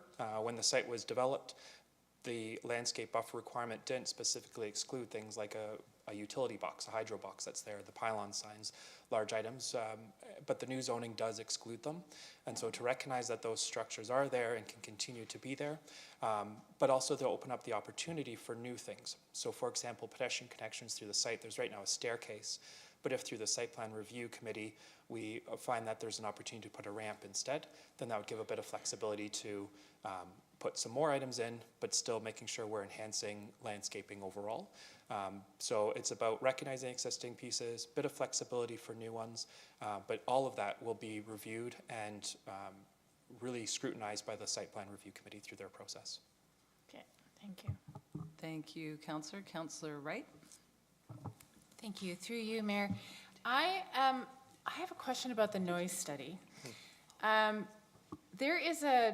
There are two trends right now. I mean, one is actually legislation. The other one seems to be a logistics trend.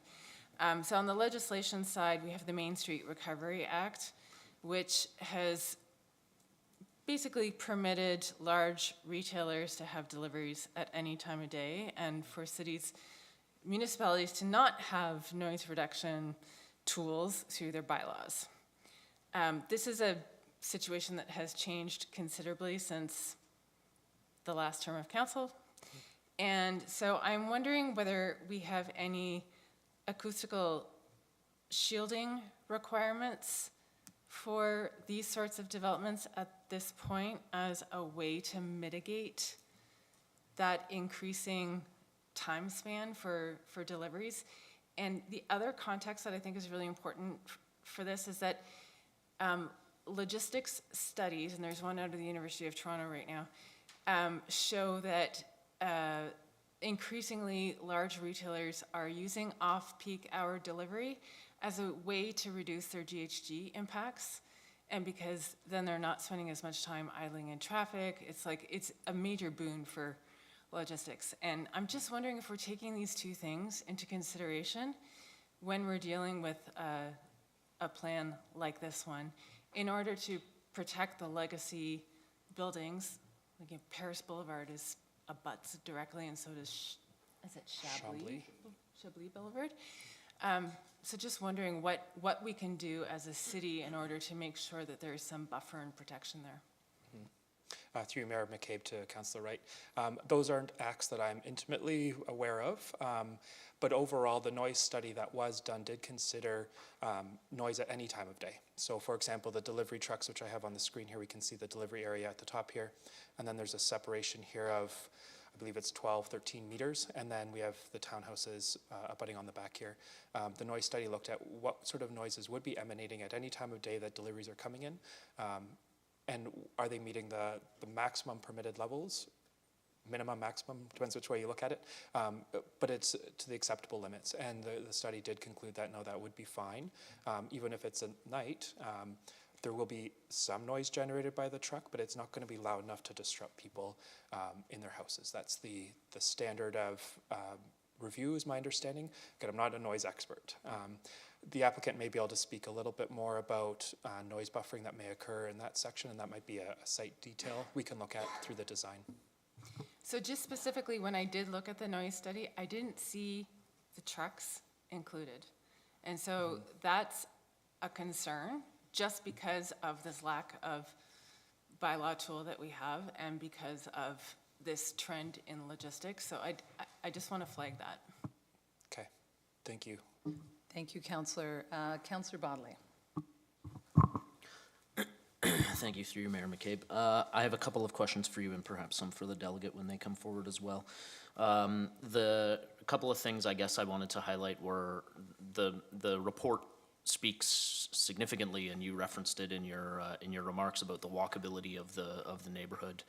And I wanted to highlight two things there. One, I was really happy to see some commentary within the report about the walkability of the plaza in general. I receive, as the ward councillor here, I receive a number of complaints about how confrontational the plaza is for pedestrians. We built that sort of nice little roundabout off Bordeaux to facilitate pedestrian traffic through the Clare Hills neighborhood, and yet I hear from residents with some frequency that they drive to the A&W or the Starbucks because they don't feel safe crossing there. So I was really happy to see that, and I'm really would love to hear more from the delegate about how they might approach that to, as a revenue generating tool, to have more people come into the plaza and spend more money at Canadian Tire. So I just wanted to highlight that. The second piece, when it comes to walkability, is a frustrating and perhaps challenging topic that Councillor Hanmer might be side-eyeing me on already, is the roundabouts at Herb and Herbsville, which I know we have spoken to numerous times here at Council, and I know that Mayor McCabe has been a strong advocate at the region to review the pedestrianization of those roundabouts. But I'm going to highlight that just last week another pedestrian was hit at the Herb and Herbsville roundabout, and it happens with so much frequency that residents in Ward 2 and Ward 1, I suspect, and across the city, are frustrated and at their wits' end with why the region is not moving forward with some changes here. So I know that this is a broad and challenging, and it's not just about this roundabout conversation, but when I see a report coming to council talking about the walkability to the neighborhoods for folks in Beechwood and Westvale, it's not, because people don't feel comfortable crossing there. They simply don't. So I hope that some of these comments are going to be forwarded to the region as part of this application, and I encourage Mayor McCabe's continued advocacy and efforts in that regard at the region. The question that I have, the question that I have is about the landscape buffer 5.1, the landscape buffer along the north lot to 555 Chablis there. There's a swale back there. And again, this might be a question that I pose to the delegate as well too. I know that site plan provides us with a host of opportunities to fine tune what's going on the site, but I wanted to highlight that there have been some crime prevention concerns through that area, and I am hoping that as we move through to the site plan process, that a consideration of what fencing, I know there's existing fencing there, but ensuring that at least maintains, and perhaps looking at enhancing that area from through a SEPTED lens, because there has been reports of a number of folks sort of hopping that fence, getting back there, realizing there's nowhere to go, causing damage with fences that are adjacent to 555 Chablis, and just generally causing some concerns back there. So I'm wondering, just because I didn't see any SEPTED reference in the report, I'm wondering if maybe you could speak to that and whether that might be a consideration we can look at as we move into the site plan process. Through Mayor McCabe to Councillor Bodley, thanks for all your comments. It's all very helpful.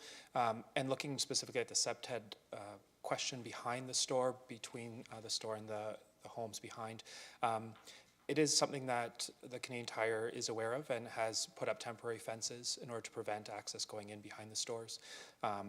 And by putting in pedestrian connections going in front of the stores, it's more directing people to where they should actually be traveling instead. Through the site plan review, though, that is the process when SEPTED matters would be more closely analyzed. And it could be passive protection, such as putting in trees rather than a solid fence. It's harder to necessarily jump through a pine tree than it would be to maybe hop over a small fence. So details like that will be resolved through the site plan process. Thank you, Councillor. Councillor Bassick. Thanks through you, Mayor McCabe. I was really pleasantly surprised to see that residential uses can now go on this site. Has that always been the case? And yes, if so, is there a possibility of including residential on this particular site? Through you, Mayor McCabe to Councillor Bassick, the official plan and the zoning now do permit and actually encourage residential to be developed on mixed-use properties such as this one. There currently isn't a proposal before us to do so, but at some point in the future, Canadian Tire or the other half of the plaza could consider putting in an apartment building with commercial on the ground floor, up to 12 stories, permitted as of right. Again, having to go through a site plan and probably a zoning process to figure out site specifics, but it is permitted, and so the door is open. And so there is opportunity for that. Again, trying to find opportunities to provide more housing anywhere we can throughout the city in order to uphold the city's housing mandate and our goal to build more housing. That's really heartening. We have so many of these spots throughout the whole city, including like close to my ward, there's like the Bridgeport Plaza with Walmart and Sobeys. And I mean, how great would it be to have 3-bedroom apartments there where families lived, and then teenagers could like work at Canadian Tire and Sobeys and bring up treats to their house when they're done, and their parents don't have to drive them anywhere and they don't have to take a bus. So to all the developers watching tonight, this is a real super opportunity. But I just want to make sure that would this proposal prevent housing from being considered on this particular site in the future, or would they be two separate things? Through Mayor McCabe to Councillor Vasek, separate processes, in that what's being proposed now is just an increase to an existing building, but recognizing that there is still pockets within this parcel particularly that do have potential to add more development. Anytime we see surface parking, there's always potential to do something in that location. Parking structure with building on top, for example, there's options available. Okay, perfect. Thank you so much. Great, thank you, Councillor Vasek. Councillor Freeman. Just a point of order, Mayor.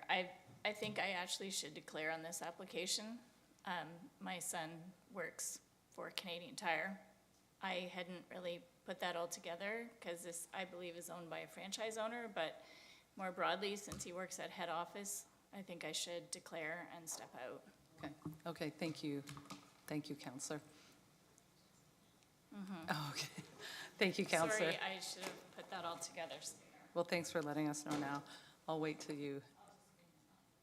Okay, we'll wait till you exit the room.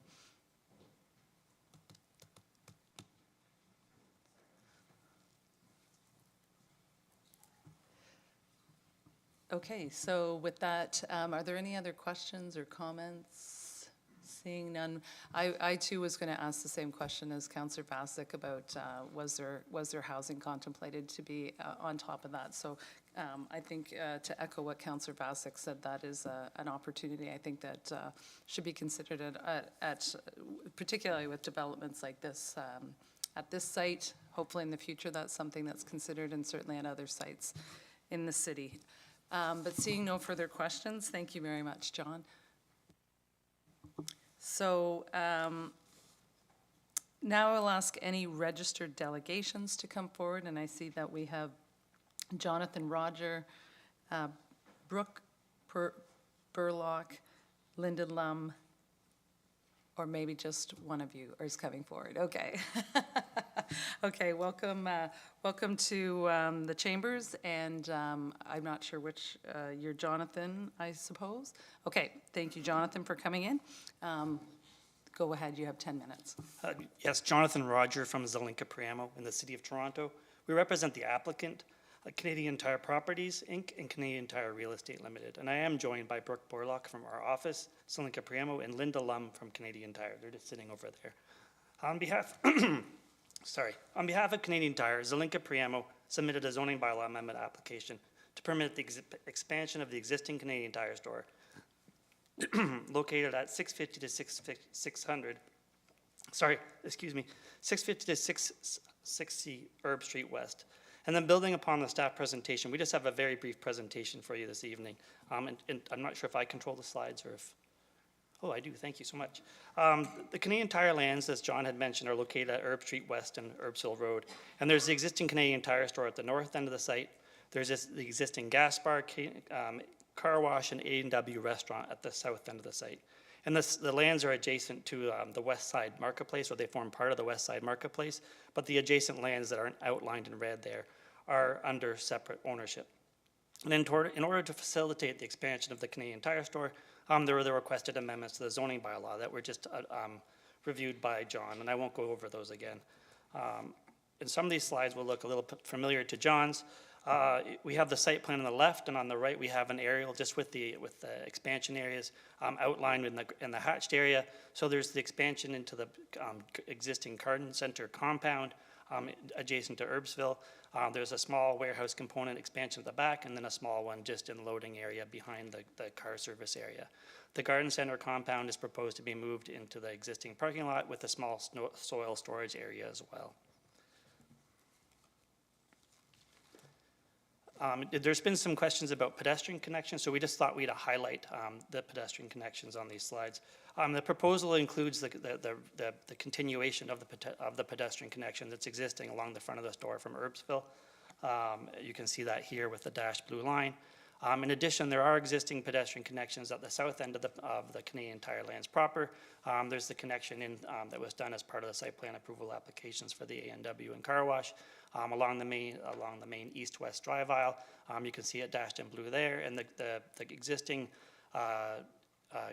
drive-through gas bar with the Starbucks. There's also a pedestrian connection that comes in as well. In terms of the elevations, the idea is to freshen up the look of the store.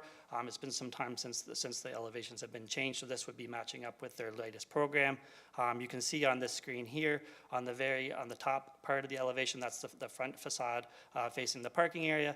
You can see with the area where the dashed red line is, that's the new expansion. You can see the new coloring there in the green, and the other aspects that are the new latest branding as well. At the rear of the store, there's the proposed north elevation. You can see the expansion that goes out within the existing garden center compound on the left, and the warehouse expansion at the back with the longer red dashed line. In terms of the other elevations, you can see here that the top elevation is facing Herbsville, and the southern one is just showing the extent of the two warehousing expansions that are adjacent. Well, they're one that's kind of between the car center service area and then the existing loading, and the other one for the warehousing at the back of the store. A few project highlights include that the existing site operations are to be maintained. There will not be any changes to the store hours, and there's no changes to the existing drive site accesses. Those are remained untouched.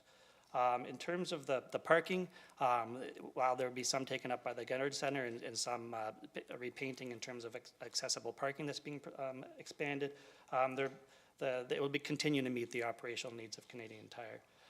The general facade improvements, those will be part of the site plan control aspect. And just a few notes on some of the public comments that we found in the staff report.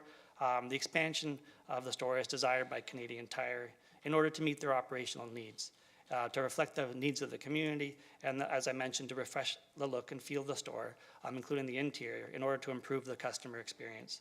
Tree preservation and landscaping will be reviewed as part of site plan approval.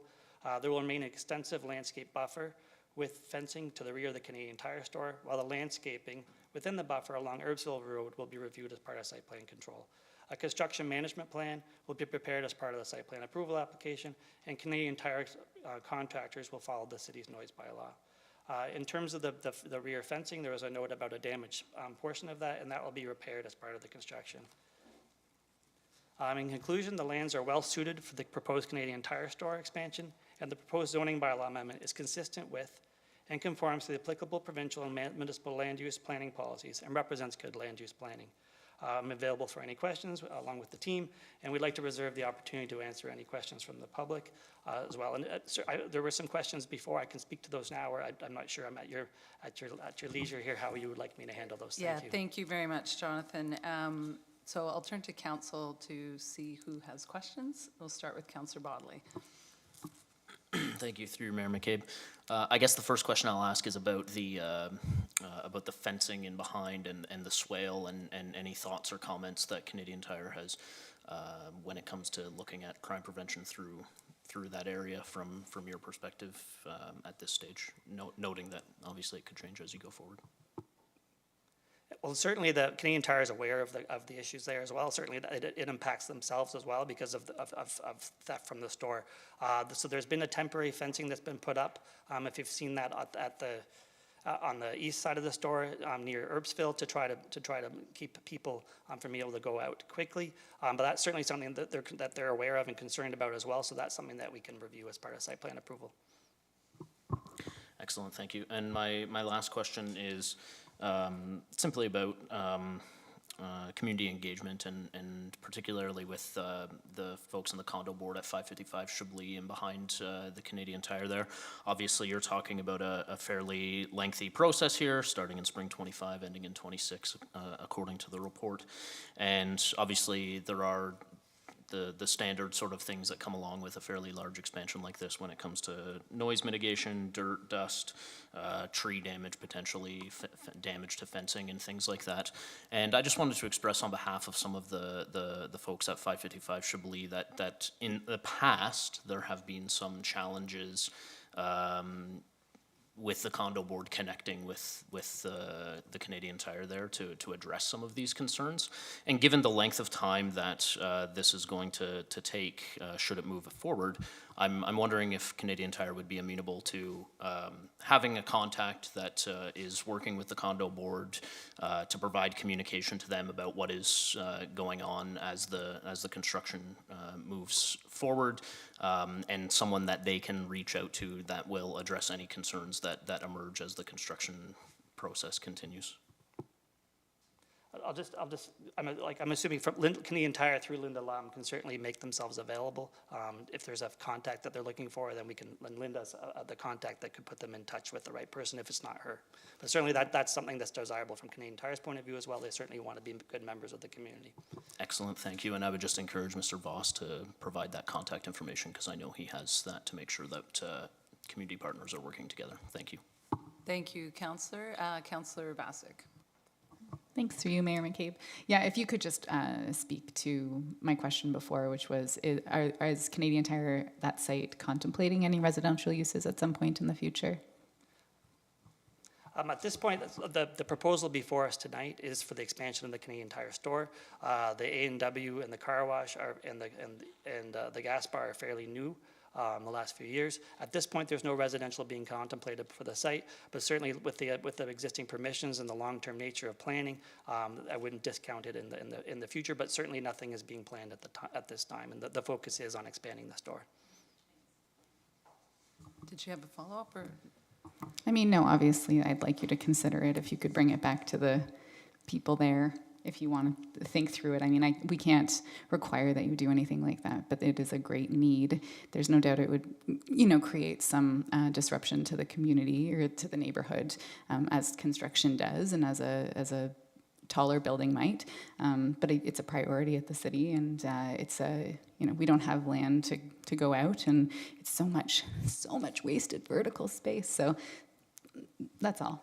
Good idea. Hope you take it back. Sorry.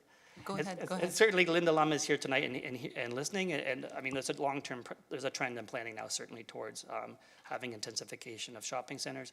This is intensification in the fact that we're intensifying the site for commercial at this point.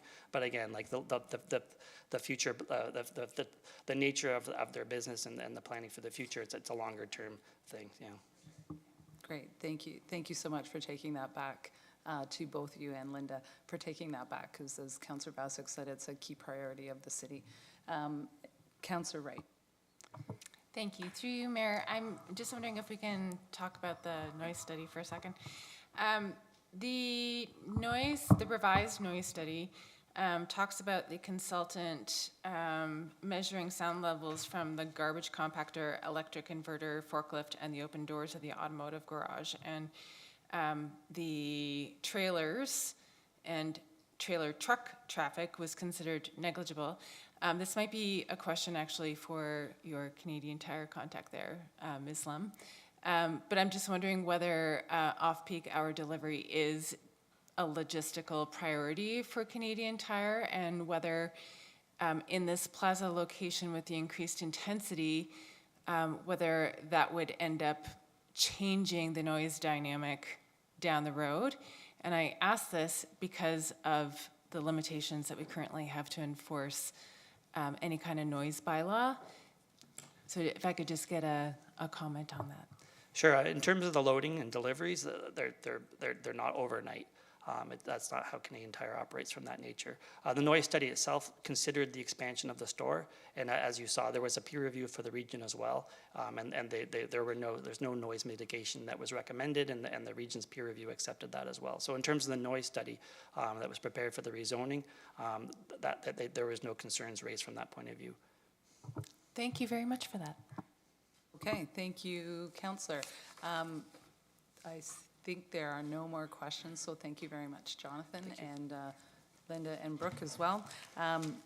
So if there are no more delegations, This formal public meeting is oh, sorry, I'm missing something. Is there anyone present tonight who wishes to speak to this application? Seeing none, if there are no more delegations, this formal public meeting is concluded and the application is now open to council for a motion and debate. So I will look to Councillor Bodley as the ward councillor. Thank you, Mayor. I'll read the motion here. Whereas council has considered all written and oral submissions from the public and stakeholders, and whereas council has considered the professional opinions of planning staff, therefore be it resolved that council approve staff report IPPW 2023-052, and that council approve zoning bylaw amendment Z 2309 Canadian Tire Properties Inc. 650, 654, 656, 660 Herb Street West in accordance with section 7 of staff report IPPW 2023-052. Thank you. So we have a mover and we have a seconder with Councillor Rowe. Are there any comments or questions, any debate, council? Okay, then I'll call the vote. All in favor? That is carried. Thank you very much, John, and thank you very much to the delegation.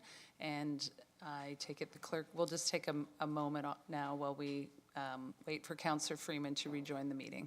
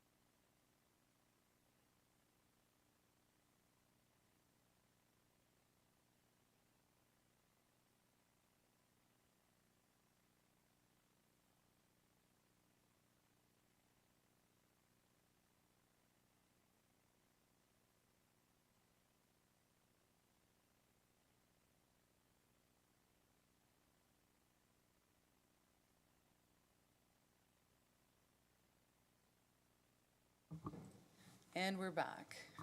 Okay. So we have a motion in front of us tonight, Council.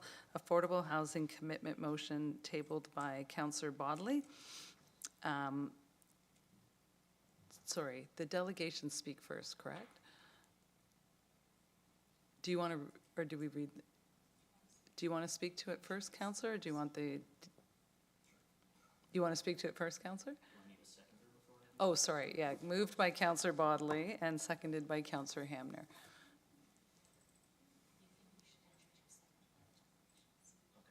Okay, go ahead, Councillor Bodley.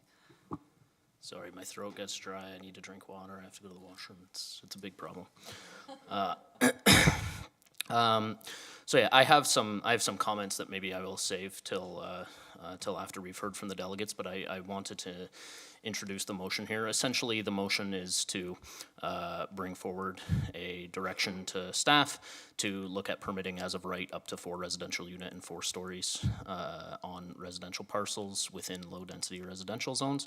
But there are a host of other comments in there about the City of Waterloo's work that has already been undertaken when it comes to affordable housing and the work that we still need to continue to do on this topic. And I want wanted it to be looked at holistically so that we weren't simply talking about one tactical operational piece here. And I wonder if the clerk is amenable to this, if we might be able to look, I had asked staff to provide some examples of what a four-story project might look like in our communities and in other similar communities. And I don't know if staff would be willing to provide some comments there, because I know when we've seen a number of cities looking at this, and often it's sort of an academic exercise that we're talking about 4 stories or 4 units on a lot, but we don't know exactly what that looks like. And so I thought maybe staff might be willing to share some comments and thoughts and feedback on what a quadplex in an existing neighborhood might look like. So I see Adam Lauder at the mic. Thank you, Adam. We'll turn it over to you. Sure, certainly. There's just a couple graphics here within Waterloo mostly that really identify, so each of the graphics, these are as-built units, and do show, they're not all 4 units or 4 stories, but do show, different types of development. So this one is on 151 Bridgeport Road East. It's as-built in 2014, 3 units and 3 stories. The next one's a little bit older, so built in 1956 on Waterloo Street, is 3 units and 2 stories. And you can see there's a single detached house, looks like, on either side. The next one, built in 1969, so 4 units. This is a little bit different. It's technically 1 story. This would be classified in the zoning bylaw as a basement, and so technically 4 units, 1 story, so pretty low rise for sure. Another one, so this is quite close to where we are today, 56 George Street, built in 1960, 4 units as well, 1 story. And so you can see you have, I believe you're going to have 2 units in the basement and then 2 units above. Still in Waterloo, so 143 Albert Street. This is in Heritage Conservation District, built in 1934 and renovated in 1974. So this is 2 stories, 4 units. And so there would, I believe this would be an interior corridor, common entrance, and then you'd have a unit on each floor on each side. That's another view of the same building.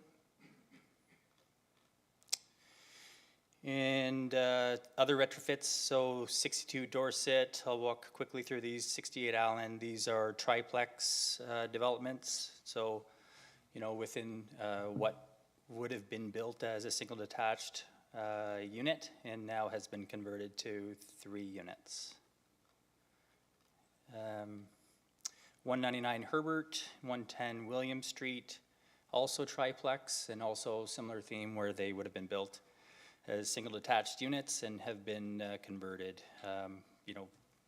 Whether or not you can tell from the street is debatable. Oftentimes you have to look at and pay attention to how many doors there are and where they're located in order to tell how many units are in them. 164 Moore Street, so built in 1950, renovated in 1955. So this is 4 units. Did have an addition, so it was converted to a 4-plex, and it's 2 stories. And again, within the low density neighborhood, sits beside single detached units. Almost done the Waterloo tour, so 98 John Street. Built in 1930, renovated in 1970, so 4 units, 2 stories. And 40 Euclid, this is an older building, originally 1886, and then renovated in 1990. So there's actually a total of 5 units there. So there's a 1.5-story original building and then a 3-story addition at the back. And there are a couple graphics. That is the Waterloo tour now. We're moving to outside of Waterloo, so there's a 4-unit 4-plex, so 2 stories, 4 units. In Kitchener, there are, that's quite close to the boundary, I believe, of Waterloo. 50 Howe, similar concept, but you know, there are entry doors for 2 of the units that are recessed, and then 2 unit entrances that are elevated, and so 4 units there in the 2-story development. And then there's, just to round things out, a little bit of research was done outside of our immediate boundaries, or outside of the region. So this example is 4-unit, 2-story in Vancouver. And looks like the pictures were taken at a great time for where the sun was, certainly. And yeah, this will be the last example. So in BC, this example is 4 units, 2 stories, so a converted single detached house. I believe there may have been addition at the back, and you know, fits within the single detached units that are beside it. That would be the tour. Thank you for that, Adam. Are the mountains included or no? Thank you. Back over to you, Councillor Bodley. Like I said, I have some comments that I may make afterwards, but I appreciate staff for putting that together and sharing us what it might look like in our existing neighborhoods. But I'm happy to hear from the delegates before I provide my comments and discussion with staff, with my colleagues on council. Thank you very much. So we do have some delegates tonight. The first one is Shiva Subbaranian, who is a resident of Waterloo. Welcome, Shiva. Nice to see you again. The podium is ready for you, and you have 10 minutes. Good evening, councillors. Nice to be here again. I guess to discuss the issue of great urgency, the housing affordability crisis that is threatening to undermine the quality of life and inclusivity Waterloo is known for. I come in support of this motion that legalizes housing in our city. First, I want to express my gratitude to Federal Housing Minister Sean Fraser. Without him merging our municipalities, we would probably not be having this discussion tonight. I also thank Councillor Bodley for demonstrating meaningful leadership on this file. His bold action will be invaluable in moving the yardstick on policy reforms. Every other city is only looking at 4plexes. We are looking at 4 stories as of right too, which is great. So thank you, Councillor Bodley. While this crisis was not created by the current council, solving it firmly rests in your hands as our locally elected leaders. Progress never happens accidentally. It requires courage, it requires listening to lived experiences and taking timely, consistent, and bold actions. I have faith in this council's willingness to meet the challenges before us. Your commitment to expanding housing supply indicates a promising start for significant change. But make no mistake, tripling down on housing reform is the only way to achieve meaningful solutions. Embracing the status quo will not create the inclusive, affordable Waterloo that our younger residents desperately need. We have to do more to legalize housing. 4plexes are a great step in the right direction, but it alone will not remedy this emergency. We need a steady pipeline of incremental policy changes to move the supply needle. So my urgent question is this: what additional reforms can we expect from the city and how soon? Our shared goal must be systemic reform.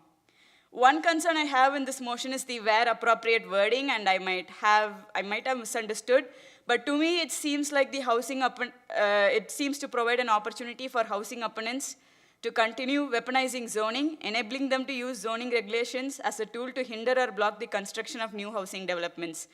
Waterloo's own housing strategy recommended reforming exclusionary zoning. We can't continue to let zoning be a loophole to exclude and sideline the very reforms our city so desperately needs. The other thing that I want to talk about is parking reform. It was clearly identified in the city's housing strategy as strategy number 1.4, and I was happy to see the parking review study that was included in the staff report earlier, although I could sense like the reluctance and the restraint to suggest reduced parking. I would request the council to direct staff to review eliminating parking minimums, at least around our universities and the ION, or be very ambitious and eliminate parking minimums across the city. Eliminating parking minimums does not mean we'll have no parking, it just means that the market will dictate parking. It gives residents more choice instead of a one-size-fits-all solution that the city designs and raise costs for people who do not own a car or do not have the need for a parking spot. We have invested billions in the ION, so we must leverage this critical piece of infrastructure and make sure that valuable land is used to house people and not cars. While celebrating inclusionary zoning steps, we cannot ignore the fact that Waterloo is not meeting the housing supply targets set by the province. Per the provincial housing supply tracker, we achieved just 37% of our 2023 housing starts. In 2023, we were required to achieve 1,173 housing starts. We made just 430, barely a third of the provincial target. This is a failing grade on supply progress. It has cost us incentive funding that could have supported more housing initiatives in our city. This is unacceptable for a leading municipality like Waterloo. It is important that our city must consider measures that will allow for efficient land use and remove or rework restrictions such as maximum heights, setbacks, floor area ratios that will increase the cost of building. This is essential so that smaller developers can enter the market and build more housing. This housing crisis is deeply personal for me. I have witnessed firsthand the immense suffering caused by the housing insecurity across our community. Single mothers raising families in cramped one-bedrooms, seniors losing their sense of safety and belonging, students saddled by debt as a rent runs thousands of dollars a month. So a week ago, I met a couple, and as I often do, I brought up the topic of housing, and when rent came up, they actually mentioned that they pay $1,300 a month for one bedroom. I was surprised because this is an amazing deal in our current rental market for a one-bedroom apartment. They quickly clarified that they were paying $1,300 for just one bedroom in a two-bedroom apartment, with the other bedroom occupied by another couple. So community building is essential, but this is not the community building that we should be aiming for. With rental vacancy rates sitting at 1.2%, why allow apartments to serve as ghost hotels while students, newcomers, and everyday residents scramble to find housing? I urge council to regulate short-term rentals to boost housing supply, as other cities like Montreal, Quebec, and recently Vancouver have successfully done. The city's housing strategy talks about non-market housing. So there's a parcel of land, prime piece of real estate that I'd like to spotlight. The parking lot beside Willisway Station. That parking lot bugs me to no end. It's a vast expanse, half of which remains unused, and it's a huge missed opportunity. Imagine for a moment an affordable, transit-oriented high-rise rising from this very piece of land, offering homes, hope, and a future to hundreds. And if parking is the concern holding us back, let's innovate. Multi-storied parking garages topped with homes, just like the Canadian Tire topped with homes, right? We have the land, we have the affordable housing strategy, but do we have the will? Residents across Waterloo pin their hopes on you for sweeping reforms. This crisis demands rethinking the status quo and removing barriers to inclusion and affordability. The city we build today will be our legacy. I have faith in this council's willingness to meet the moment, to lead with moral clarity, to prioritize homes over cars, to be remembered for creating a Waterloo where everyone can afford a roof over their head. Tripling down on solutions is the only way forward. There is still so much work to be done, but I know that together we'll get there. Thank you. Thank you. Excuse me. Thank you very much, Shiva.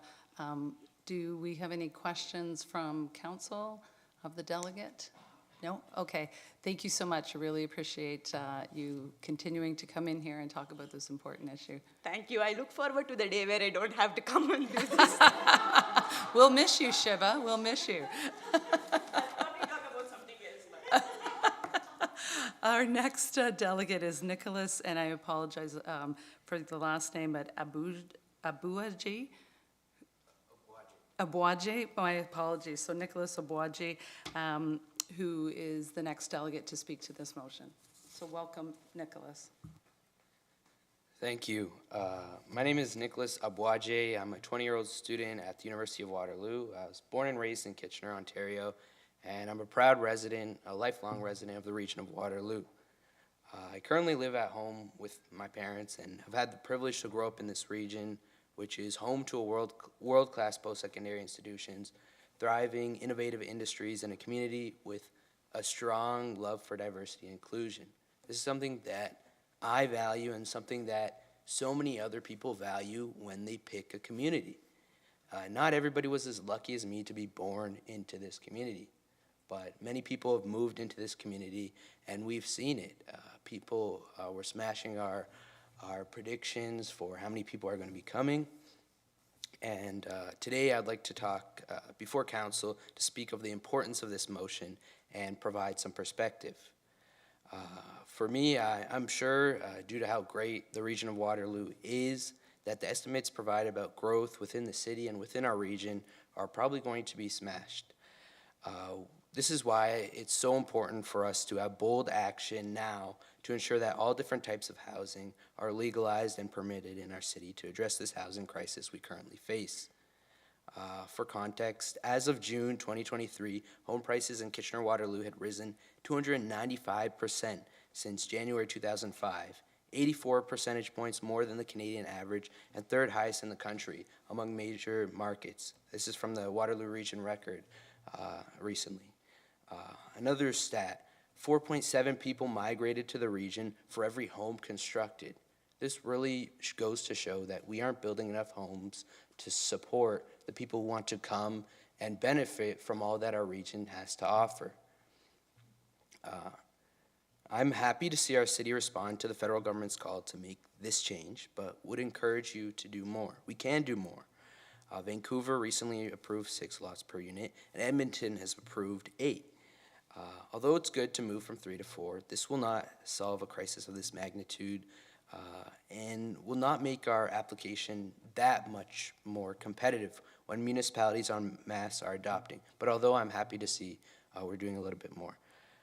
Waterloo has always led the way when it comes to bold, innovative, and progressive ideas in Canada, and we should continue in this tradition when it comes to our housing policy.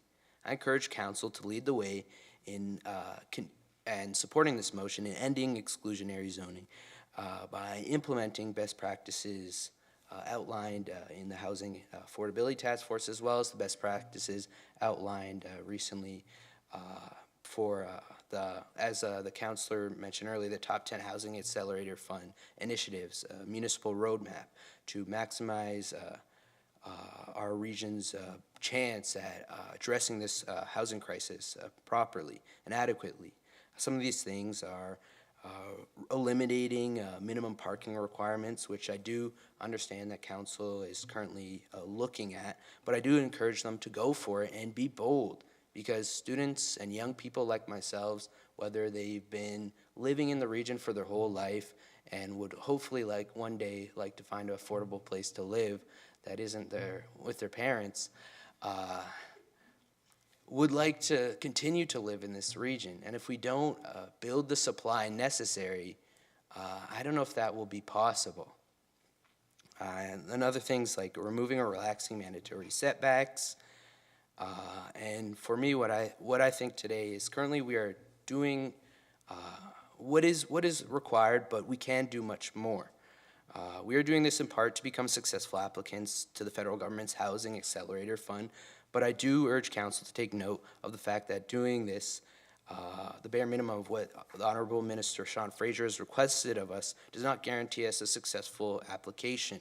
Minister Fraser has given municipalities a challenge to provide their best offer, and I believe Waterloo can do more.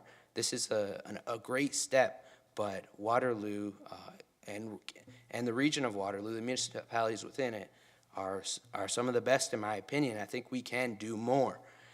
And we must be ambitious when facing a crisis of this magnitude. This is something that we've honestly never seen before. We must ensure that we have a competitive application to maximize the amount of funds that this municipality has access to when it comes to the Housing Accelerator Fund, and maximize our chances of a speedy approval of our application. And also, most importantly, implement proper measures to properly address the housing crisis. For me, I believe we should see this opportunity provided by the Housing Accelerator Fund as a chance for friendly competition that pays well to ensure that our city is set up for the future to provide a home for all who want one. I mean, I think we can do better than Guelph. You can do better than all the other cities in Canada. There's no reason why we can't. I want to make it clear, though, I know I've been a little critical, that I appreciate council moving on this, and I want you to know that young people throughout the region of Waterloo, even young people living in Kitchener, appreciate this. Young people will support you continuing to support more bold action. I know in the past, young people have probably not been the primary demographic attending these meetings, but I think as this crisis continues, I know some of my friends and people in my community are definitely going to be speaking more to council and supporting you in enacting bold measures, and enacting measures like you are, hopefully, I'd like to see you enact unanimously today. Nonetheless, I still encourage you to accept this unanimously, as I subscribe to the idea that we should not let perfect be the enemy of good. Still, I ask progressive council like yourselves to take the steps necessary to go beyond what other municipalities are doing, like Guelph, for example, to adequately address the crisis and ensure our community remains an accessible place for students like myself and many others in our community who are struggling to find affordable housing to live in. Thank you. Thank you very much, Nicholas. I appreciate you coming to share your thoughts. And as you said, certainly echo it is encouraging and refreshing sometimes to have younger people come in and share their views on this. So thank you for taking time. A question from Councillor Vasic. Great job, Nicholas. Really good job. I would have never delegated to council when I was 20, ever. I was going to bars that don't even exist anymore. It's never too much information. What program are you in? I'm political science at the University of Waterloo, the Honors Arts Co-op program.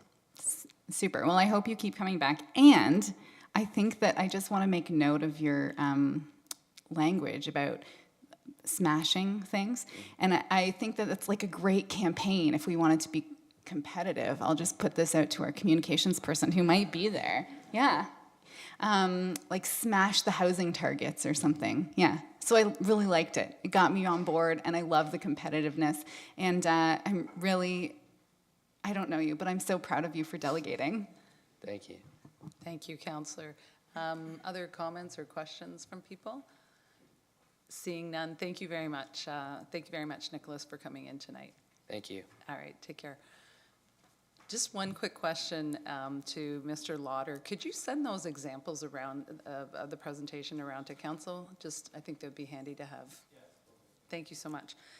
Okay, so we'll turn it back over to, oh, sorry, right. Are there any other delegates who wish to speak to this? Seeing none, I'll turn it back over to Councillor Baumann. Thank you, Mayor McCabe, and maybe I should have went first because my thunder's been stolen by the delegates, but I suppose I'm happy to have my thunder stolen by such passionate community members, and I echo Councillor Vasic's comments about definitively not coming to a council at the age of 20. So I apologize if I'm repeating anything, because it's as though they read my comments ahead of time in terms of the even some of the language and statistics that I'm going to highlight here. So my apologies for the duplication. But we have seen a number of communities across the country look at permitting as of right zoning for up to 4 units and 4 stories. And cities are looking at this as part of strengthening their Housing Accelerator Fund grant proposals.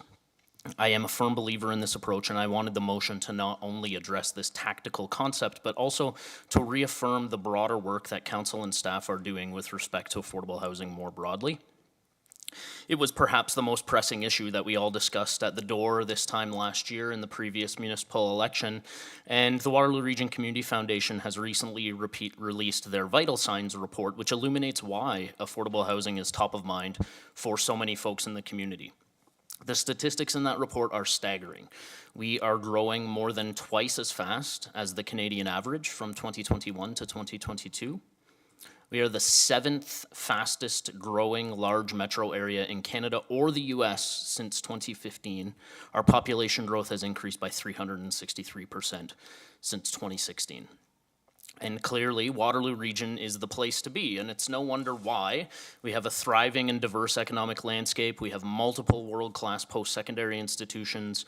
We are investing in our community. People love it here, and they want to stay or move here. And the truth is that there are so many incredible benefits that come along with the astonishing growth we are seeing in our community, but it of course comes with challenges. As the Vital Signs report illuminates, new home and rental units are simply not keeping pace with population growth.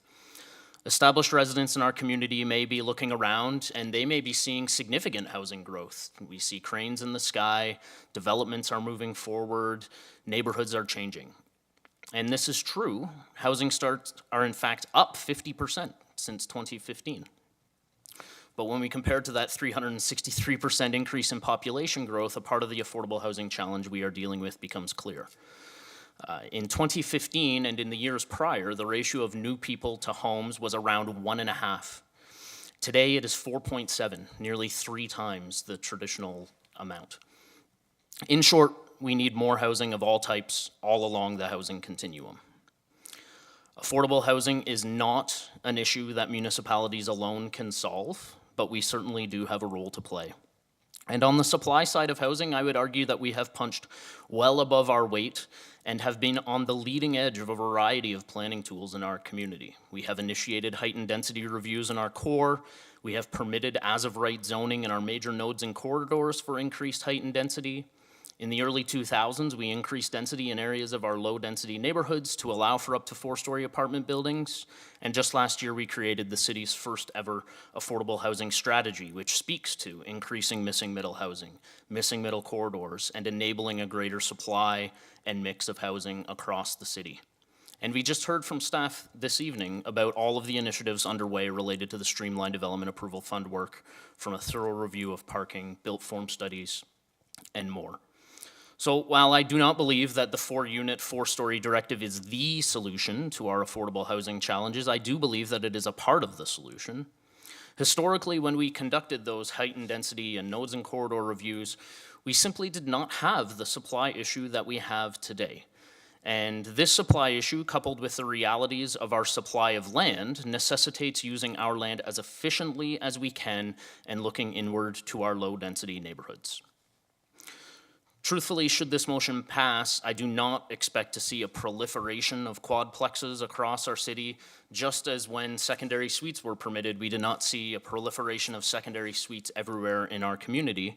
But I do think that suitable lots going through a major renovation, the odd vacant parcel, and our remaining greenfield land may see some uptake, and that this will provide some increase in supply.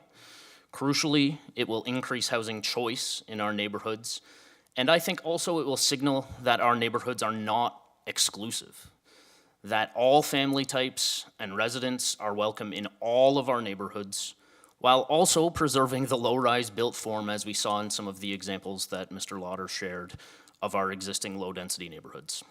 So I thank my colleagues for their consideration, and I hope that this motion and signal to the federal government is strongly considered as part of our Housing Accelerator Fund grant, which is another great opportunity for us to continue the work that has been started by staff in tackling the affordable housing crisis in Waterloo. Thank you. Thank you very much, Councillor. And if I could just add a brief editorial, in addition to what you shared, one of the unique things about Waterloo, and it may be unique in Canada, is that we have some employment sites that are being redeveloped for residential that are actually on major transit station areas like the LRT, and that is something that's unique, I think across Canada, certainly in Ontario. So I think that really positions us well, and is another way that we can smash those smash the housing numbers. So just wanted to make sure that people are aware of that. And just sorry, one other note. The housing tracker that was referenced, I just want to make note that it's measuring different things. So we are actually really on track. Those are there's work being done to make sure that that data is standardized. So more on that coming in the coming days or week. So returning to the motion, so we do have this on the table and we need a seconder for it. Councillor Rowe is seconding. Oh, sorry, Councillor, we already seconded it, sorry. Okay, so Councillor Rowe and then Councillor Freeman to speak to it. Through you, Chair. I had a comment and I also have a couple of questions for staff, if I may. I wanted to just state that I do support this motion, and I recognize that this can be a challenge for people who live in the low-rise neighborhoods because change is hard. But when we're looking at what is coming in terms of population, we do need to think about the bigger picture. So I think that the fourplex is part of that, and it does allow for access to neighborhoods that people may not otherwise have been able to participate in. And that means access to parks, access to community pools, and that is a really big piece as well as allowing for people to stay in a neighborhood when they retire, when they want to downsize, but they love their neighborhood. It allows a different type of housing for them to remain. So it is a community connection piece for people who have lived somewhere their whole lives, perhaps. So on that basis, I support this. I do have a couple of questions I'm wondering about, if I could ask staff. This may come at the next stage, Joel. Maybe I'll direct this to you. In terms of what this would look like, and you can answer this later, you don't have to answer this now if you don't have the answer. Are we looking at something for fourplexes that would come to the Committee of Adjustment, or is that something that would come before council down the line when these fourplexes would be approved? That's question one. Through you, Mayor McCabe, to Councillor Rowe, I think the intention here is to amend the zoning bylaw, so it would come before council to look at, as of right, zoning permissions where appropriate for up to 4 units, 4 stories. So it's a decision that council will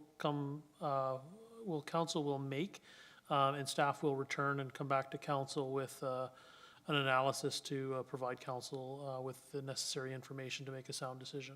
So there are, for example, certain things you'd need to consider at the end of the day, you know, servicing being available, those types of basic infrastructure requirements to support intensification. So, you know, we do still have lots in Waterloo that are unserviced, but the majority of the areas are serviced. So again, we'll provide that information for council to make a decision on, but it's intended to be as of right zoning permission to the extent possible and where possible. Thank you. My other question is about preservation of the tree canopy. So this is something that I hear a lot in Ward 6, particularly in the Sugarbush area and in Beechwood. And I'm wondering if there is a way for staff to consider preservation of mature trees or something like that when fourplexes may be added to a neighborhood? Through you, Mayor McCabe, to Councillor Rowe. Certainly it's an item staff can take back and report back to council on. Certainly we value our urban tree canopy within the city, and we're trying to grow it, to be honest. And balancing development with the natural environment is always an important aspect of our planning and decision-making here in Waterloo. So certainly we'll report back to council on that aspect. Excellent, thank you. Thank you, Councillor. We'll go to Councillor Freeman. Thank you, through you, Mayor, to staff, actually. So when we bring back, or when you bring back this amendment, I guess, does this motion give you enough flexibility in terms of how you want to shape that amendment to council?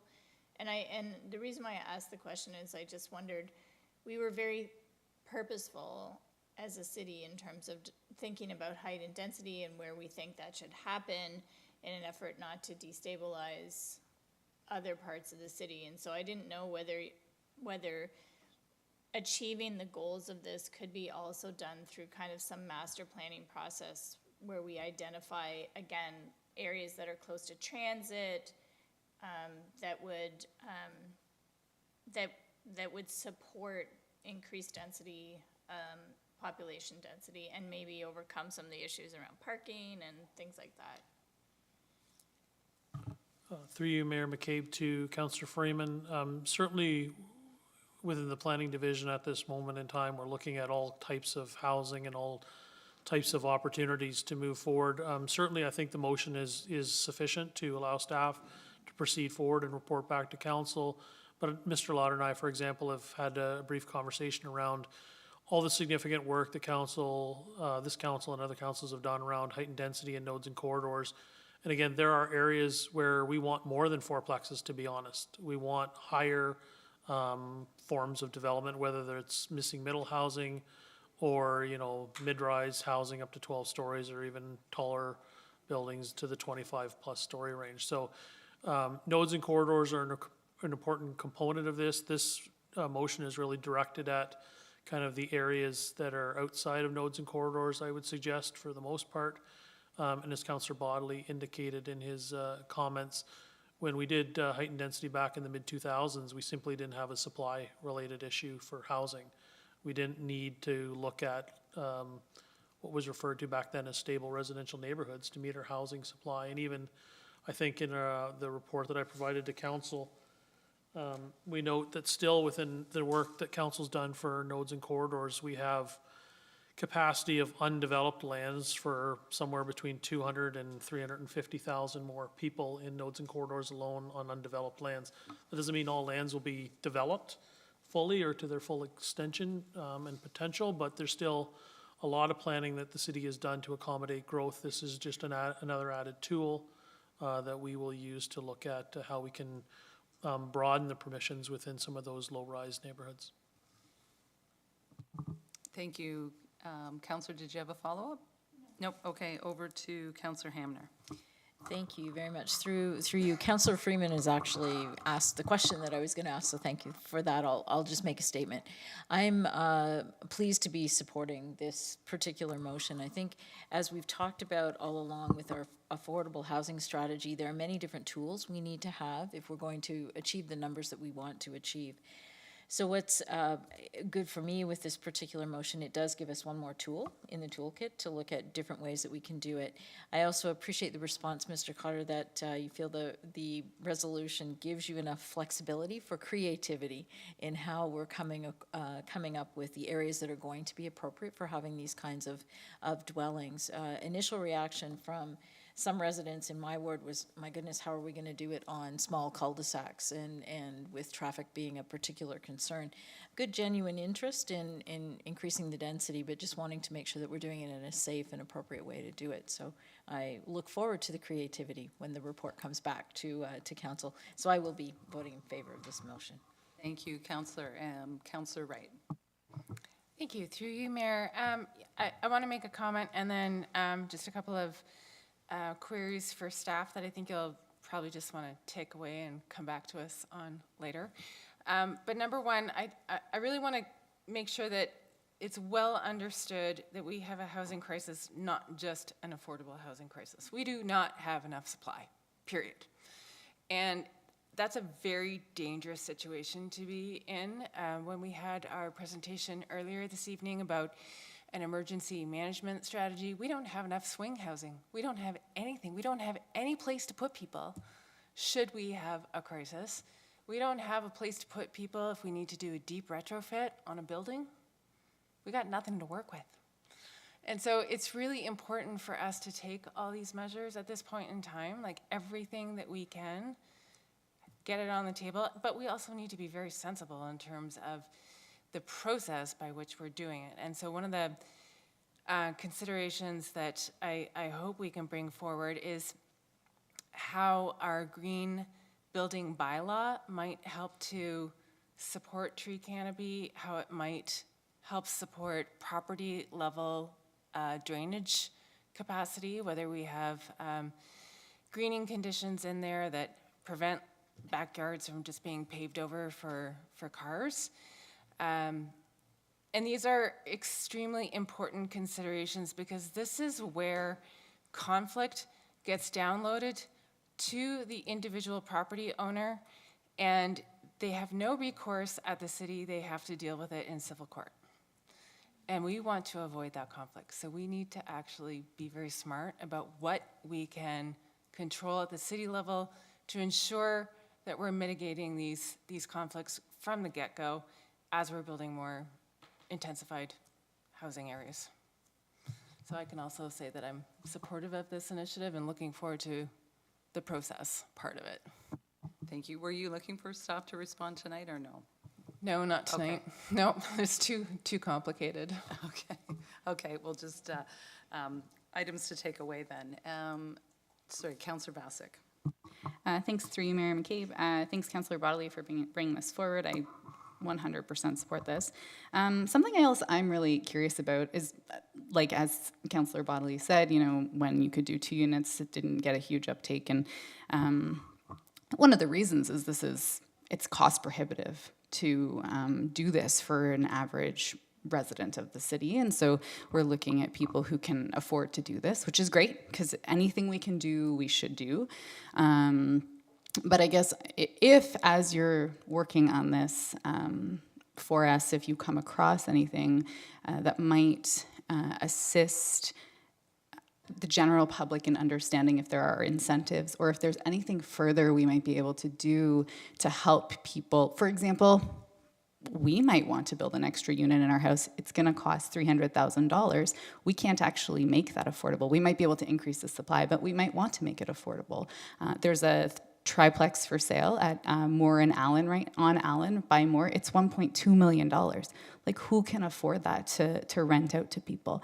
And so I think there's a lot of people who want to live with family. We have more intergenerational homes. So how do we make this new tool accessible to more people is what I'm really curious about. So if there's anything you could bring back to us as we work on this, any recommendations that we might be able to support, that's something I'm really interested in. And then the other thing I just wanted to say is I love triplexes and fourplexes. I think they are aesthetically pleasing. And so I think that they can go in every neighborhood. Like, I truly, truly love them. There's one on Mary by that way, I think. I don't know where I am. No, anyways. Away from George Street, by the big tower, there's also a fourplex, and whoever takes care of it so beautifully. Even the one for sale, it has these cute little green canopies. So I just want to also highlight that I think that this is going to make our neighborhoods be prettier. It's going to build community. People hang out outside when there's more density. Anyways, I just love them. So if through I think that ask to show all the photos was great, because it really shows us. So if there's opportunity to also show the rest of the community how beautiful and aesthetically pleasing triplexes and fourplexes can be, I think that's another opportunity just for the public education piece. Thank you, Councillor Bassick. Yeah, that's why I thought if Adam shared those examples with us, we may have citizens who would like to see them as well. So other questions or comments from anyone? Okay, seeing none.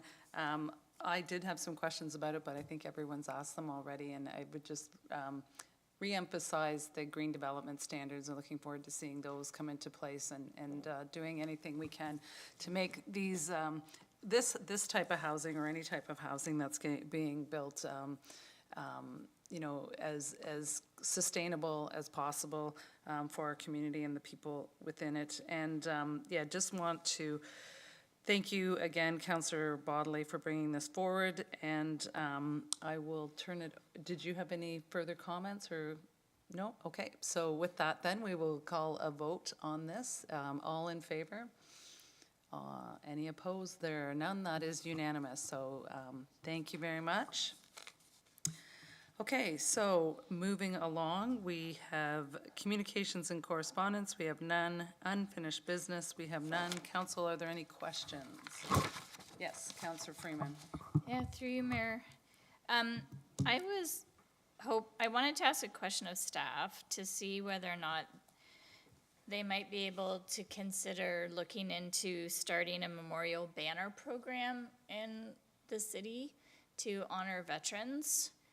And I know that the Legion members, the president of 530 branch, they spoke to me the other day to ask whether we might consider doing something like that as a city. And other communities use them to kind of create like a Veterans Way. And it made me think about Regina Street and how that's the road that leads to the cenotaph. And generally these programs are also engaging the community, where individuals will for a year maybe sponsor a banner in the name of a loved one, and then the next year they would, others would have opportunities to sponsor banners. And I'm just looking at it being Remembrance Day coming up, and maybe this is something that we could do as a city in next year, starting next year. And so I wanted to put it out there. I think it could be really interesting, and if it's oversubscribed, we have other streets, I guess, that lead to the cenotaph. So I'm not really sure how we want to move with this. Like, do you need me to move a motion to provide direction to staff, or do you want to just take it away and give it some thoughts? Or I'll look to, is that Commissioner Ormson or CAO Anderson, if you wanted to comment? Through you, Mayor. Well, as a veteran, I would honestly support Councillor Freeman's idea here, and on behalf of greater group of people in the community who are that's very important to them, to honor those who paid the ultimate sacrifice through service to the country. But perhaps maybe Tim or Commissioner Dykstra would like to speak about how we might do that. I know that transportation services might play a role if there's something involved in fixing such banners to light standards or things like that. But I think it would probably be a bit of a broader cross-departmental item to make sure that we get it right. Thanks, Mr. Ormson. Through you, Mayor McCabe, to Councillor Freeman. I think a direction to staff would be good, and we'll take it away and develop a little bit of a background report for council to consider, and if there's any implications financially, et cetera, we'll highlight that. But yeah, thanks for raising it, and if you can have council refer it to staff, we'll take that one away. so do I need to do that as a notice of motion? No, we Okay. can just refer that as So- direction to staff. Yeah, so I'll move a motion then to direct staff to look into a potential for a memorial banner program associated with honoring veterans. And I guess I need a seconder. Do we actually need a motion? Okay, we do. Okay, so I'll take a is there a seconder for that? Councillor Wright will second that. Any comments? Councillor Bassick. I love that idea. I think it's a really thoughtful idea. I also just wanted to flag that it seems like something that the Arts and Creative Industries team might take a lead in. I don't know if that's true, possibly the museum team. Those are two really understaffed teams. And so I just want to be mindful that they are already working with very limited resources and capacity. So I wouldn't want to subscribe their team either. So yeah, so both of those things. Other comments from council? I would just note that maybe with the development of the Laurel Greenway, that might be, if council decides to do it, that might be a way to integrate it too, because that goes through that area. Okay, so we have a mover and a seconder, all in favor of referring, okay, that is carried unanimously. Thank you, Councillor Freeman. Any other new business? Oh, new business, okay, Councillor Freeman. I just wanted to let council know that the 48th Squadron of 31 Combat Engineering Regiment will be interning their battle colors from the First World War and the Elgin Regiment. And that's actually a really big deal, because it's the first time in the history of Canada that a regiment has actually cremated their colors, because they had to be removed from a church. And the colors are intended to degrade within consecrated grounds. And because the church was removed and the colors were returned, the regiment has chosen to cremate them and to actually place them in consecrated grounds within a cemetery. And the 48th Squadron from Waterloo will play a really significant role in that internment, which happens this Saturday in St. Thomas.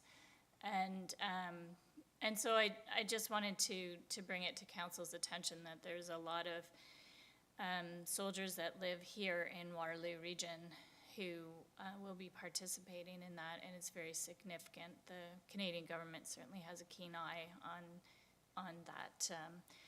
And of course, we're being joined with representation from Scotland for that event on the weekend. So I'm looking forward to it. I'm kind of tired thinking about it, but it will be very exciting. Thank you, Councillor. Anyone else with new business? Seeing none. Oh, sorry, Councillor Vasic. I was just waiting to see if anyone else was going to say them. Okay.